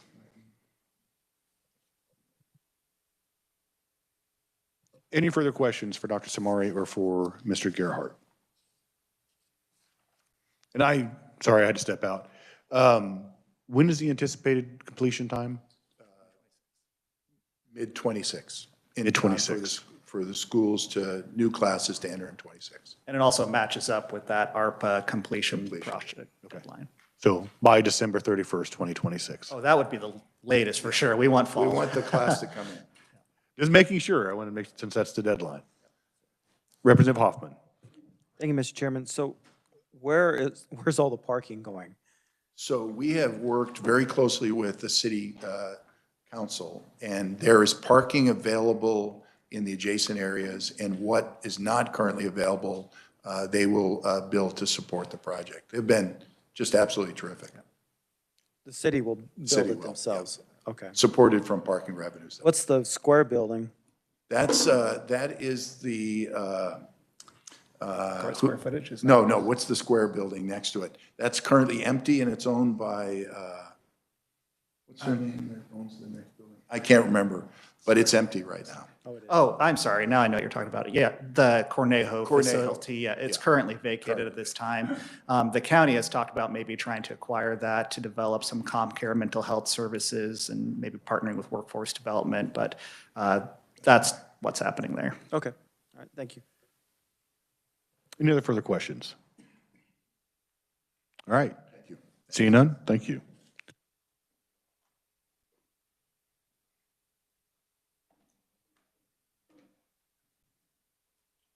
Okay, we will just go ahead and move along. I think the Kansas Lottery and the Kansas Racing Game Commission is waiting out in the hallway.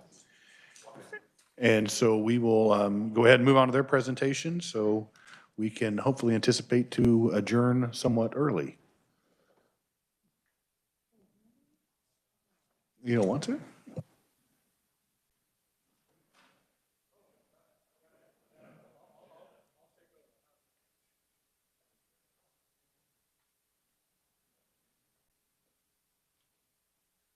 All right, so now we'll start with the Kansas Expanded Lottery Facilities Performance and Sports Betting. And so first, I don't know who is going to be presenting first, but we have Matt Schwartz, Director of Finance with the Kansas Lottery. Matt? Mr. Chairman, members of the committee, good to see a lot of familiar faces. Oh, yeah, I think so. Good to see a lot of familiar faces that have had the pleasure or displeasure of hearing me speak before. I'm not going to spend a lot of time going into a lot of prepared remarks. Probably the most important thing I'll say to you is where we're at through almost 3 months. Our spring CRE projections for, I know we're not talking about traditional lottery today, but traditional lottery, casino gaming, sports wagering, all of those are basically on track with where we were when we discussed them in the spring. So I would imagine when we get together in about a month to do the fall CRE, that those numbers will be very similar to what you were expecting here before that. In terms of performance of the casinos, probably the most important thing to note is pre-COVID, the last fiscal year before that, the total aggregate revenues at the 4 casinos combined was about $411 million. That was fiscal year 2019. Right now, we're back in about that range. So most of those casinos, the business has recovered. 3 of them are actually a little bit ahead of that. The 4th one, which is Kansas Star in Mulvane, is a little bit behind where it was previously. And the biggest factor in that, obviously, is the facility that went in Park City. That's a pretty direct competitor, just comparatively a few miles up the road there on the other side of the Wichita area. Is it a metroplex? How do you refer to that in Wichita? Whatever the general area there. Sports wagering revenues, we're now a little more than 12 months in, having done through that. So revenues, the state share of revenues for the first fiscal year, which was 10 months of operation, was a little more than $5.8 million. That was transferred to the various recipients in July of this year. And the projections for the state share of revenue, like I said, based on that last spring CRE, and we don't expect a big change from that after almost 3 months of operation, is the state share at about $10 million is what we're projecting for fiscal year 24, which will be transferred in July of 24 to those. So that's the big high-level stuff. And I'll, I guess, yield time for questions or things that are important or of importance to the members. Are there any pressing questions right now? Otherwise, we'll probably just go through all the other presentations, and then at that point, then we'll just point whoever we need to ask a question to. Great. All right, thank you, Matt. Next, we have Brandy White, the Director of Administration, Finance and Audit for the Kansas Racing and Gaming Commission. Brandy. Good afternoon. Brandy White, Director of Administration, Finance and Audit for KRGC. I also have with me Randy Evans, our Government Relations Manager. Don Brownlee apologizes that he wasn't able to make it this afternoon. We really don't have any prepared remarks, but we are here to answer any questions that you might have. Okay. I guess, and I don't know if this will be for Matt or for you, Brandy. In regards to sports betting, there was a provision that restaurants or other entities could partner with the casinos. And to my knowledge, that hasn't been necessarily effective. There's only been a few that maybe is contracted with a casino to offer sports betting in their particular location.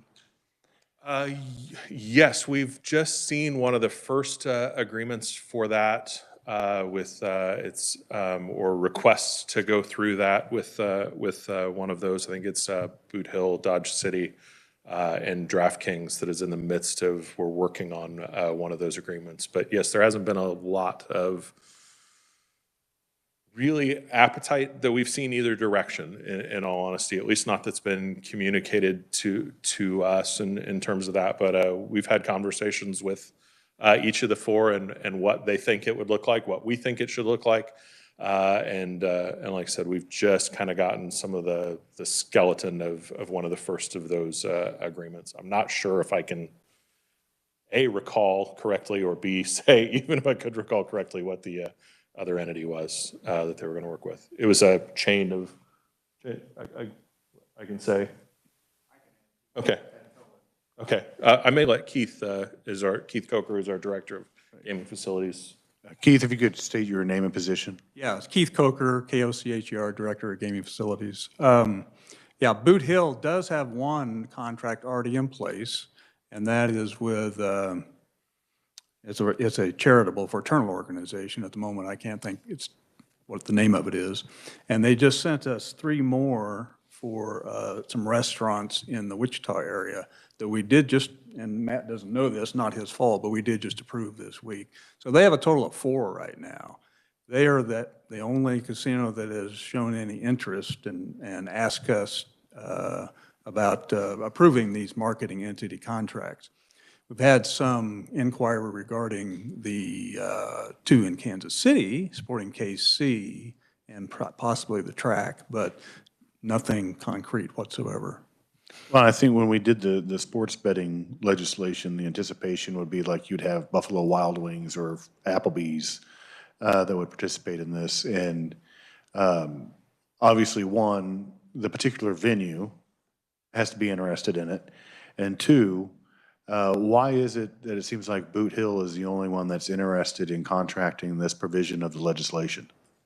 I really can't tell you why, although they are the only ones that have been active, and that's through FanDuel, DraftKings, and the other large ones like FanDuel, Barstool, the other large ones, we haven't seen them. They haven't asked us anything about it yet. If they're out there negotiating contracts, I'm not aware of it, so. Right. Keep in mind that they're just marketing agreements. They don't get to have kiosks. They don't, Right, you know, right. And so I think when they get down to it, it maybe was not quite as attractive as some people thought it might be, so. Well, but, and I'm aware of the venue that is currently operating with Boot Hill. And even though there is no kiosk or there is no, I would say, machine that is in that particular venue, they still receive a dollar amount for everybody that they sign up. Exactly. So one, how do you let other entities know about this? Because, I mean, obviously, they didn't know, I don't want to say kickback, but how are we going to let them know that they can possibly generate some income if it's not actively being promoted? Well, in my opinion, that's up to the casino managers. That is their contract with those marketing entities. That is not a contract with the lottery whatsoever. We have to approve it, but that's up to the casino managers to develop that business, in my opinion. And that's the way the statute seems to have been set up. That's where the contract is. That's the privity. It's not with the lottery at all. Well, and I understand that. I mean, we could look at and see, but at the same time, this is a provision of the legislation. Yes. And I guess right now it's kind of in an impasse of who's supposed to be promoting this? The casino managers? Or are they supposed to be sought out by the restaurants or other entities that would possibly want to have this service in their particular entity? I mean, we can look at the headwinds of everything, but that's what it is. Somebody is not either notified or educated about it, or somebody's not pursuing it. And that was like one of the biggest provisions of the sports betting.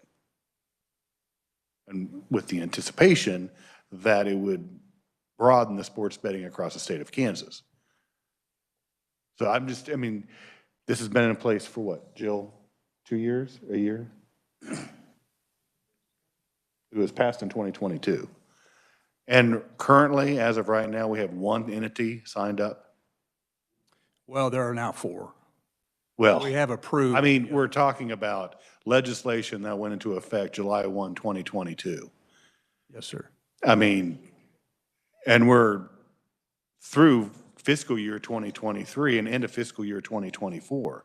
And there's only 4 entities through the entire state out of 105 counties that have signed up. That's accurate. That's not a very good response rate, in my opinion, especially when it was a provision, a part of the bill. The next question I have, Matt kind of alluded to this in regards to Star Casino, that maybe some of their patrons are being taken away by the Crosswinds Casino that's opened up in Park City. So another thing that I would have to ask is, if you could give us an update on, I may have the entire title wrong, but the historical horse racing facility that was determined a couple months ago. Keith, did you want to take that? Well, I would have to defer to Racing and Gaming. That's their bailiwick. Right. Brandy? Yeah, so Golden Circle is the parimutuel facility that was selected for Wichita and Sedgwick County. The proposed, what they anticipate the opening date for that is January of 2025. Now, of course, that all depends on when construction starts and everything, but they're looking at 12 to 14 months out. They do anticipate 1,000 historical horse racing machines. I think they have a couple of bars associated with that, including a Gillies and a smoothie bar and a pizza restaurant and I think some other amenities, but that's kind of what we're looking at. Is there anything specific that you would like us to address? Well, I guess, is there any way that this could impact, if Star Casino is behind expectations now because of crosswinds, when this facility opens in 2025, is there any anticipation that it'll take even further business away from Star? I mean, so historical horse racing machines are parimutuel wagering, but they are all in the same economic area. So, I mean, I guess it kind of depends on where the customers go and what their choices are. So potentially it could impact Kansas Star, but what that impact will be, I don't think anyone is fully aware of at this point. Okay. All right, thank you. Any further questions? Representative Hoffman. Thank you, Mr. Chairman. I'd like, if you guys could give us, for the 4 casinos, maybe a history, a breakdown. You don't have it broke down in here. Normally you do, where you show each casino and how much it's bringing in, and historically, and then current. If you could send that to us, that'd be great. That way we kind of have an idea. Provide it in broad strokes. What we see is each year the Boot Hill and Kansas Crossing facilities, and about between 40 and 50 million, somewhere in that range, is where they're projected each year and what the most recent year was. And the 2 larger facilities in the 150 to 160 million range is where we've been looking at with Hollywood, and the most recent performance in Kansas Star has been in the low 160s. Broadwise, but I can send you more detailed information. Yeah, that'd be great. And then also on how much of the SGRF, and what's that split between the SGRF and the SGF? On the sports wagering? The way essentially it all ends up being SGF is the shortest answer. The way the legislation was crafted is that the sports wagering receipts go through the lottery operating fund, and whatever's left over after the other transfers gets made as would the other, which goes to the state gaming revenues fund. which everything over the first 50 million in that state gaming revenues fund then flows to the SGF. So the short answer is it essentially all ends up SGF. Everything over 50 million. Yeah, yes, because that kind of, it trails along with what the traditional lottery revenue does in terms of that, so. That includes everything, not just the 50 million. Everything above 50 million includes everything, not just sports The wagering. traditional lottery revenue covers the 50 million Yeah, okay. plus, and then so everything else that went in, Yeah, that's what follows on that path, eventually ends up as SGF. That's what I was meaning. Yeah. Okay, thank you. Senator Billinger. Thank you, Mr. Chairman, and thank you for being here today. I guess question, just reading through your material here, it looks like the Hollywood casino is growing. So they're doing well, and they're competing with all the casinos crossing the river there in Missouri. So evidently they figured something out that maybe Mulvane needs to look at some options. Is there any plans at Mulvane for any kind of additional facilities or anything down there that might help draw in potential customers? I guess I would have two comments. One, keep in mind that when Hollywood when they opened, all those casinos were already there. So they established their market share based upon a mature market that was already there. Whereas the Kansas Star, did not have the competition at all. And then when you have 700 to 800 machines come into your neighborhood, as they did with the Crosswinds, it affects them quite a bit. They have no immediate plans to expand anything meaningful other than the typical upkeep and refurbishment, that type of thing. But there are no major plans at the moment to expand. And they do want to see how the HHRs affect them, as Representative Waymaster rightfully mentioned. Thank you. Can they expand? I thought it stipulated in statute how many slot machines they could have. I mean, I guess they could expand into other elements, but. No, the only limitations on slot machine numbers had to do with the pari-mutuel. Pari-mutuel, okay. Yeah. So in regards to Boot Hill and to Star, we've been increasingly, and this has been discussed for years, have seen competition in Oklahoma. And so right now, Star has it right in their backyard, plus across the state line. Yes, they do. And of course, Oklahoma had the head start. And Class II gaming, I'm not sure how familiar you may be, but when the machine, people get used to it. They're accustomed to it. They're used to driving to Oklahoma. Doesn't bother them to drive right by Kansas Star and go to Oklahoma. But they've done the best they can to compete. But again, that business was already there. And so they knew that going in. That was going to be their competition. They were not expecting 700, 800 machines in Park City, though. Okay. Any other questions? All right. See none? Committee, we're going to be getting done fairly early after we got started a little bit later. I guess I would make a note that we were planning on having a meeting on October 18th, and that is going to be postponed probably into the month of November. And I would say in the time that we do have, is there any particular item that any of you would like to have addressed within the next two meetings that we do have currently that the LCC has given us for the remainder of the interim? Any particular topic that you would like to have addressed in the next two meetings? Senator Petty.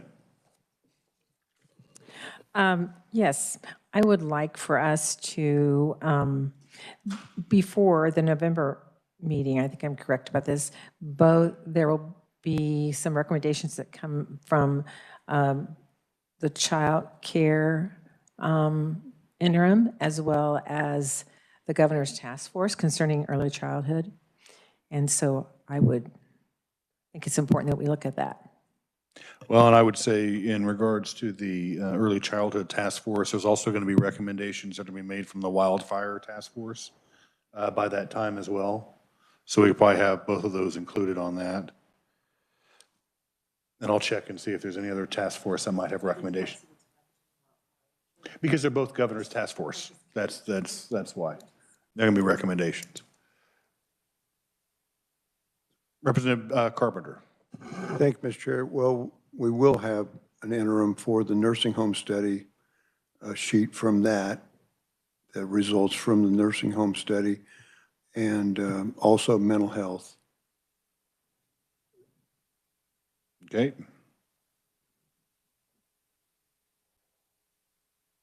Any other items that you would particularly like to see on future agendas? All right. We'll go through the other items that we had either stated in statute or also discussed when we were in conference, so we would have discussions in legislative budget. So I'm guessing right now, if I look at my calendar,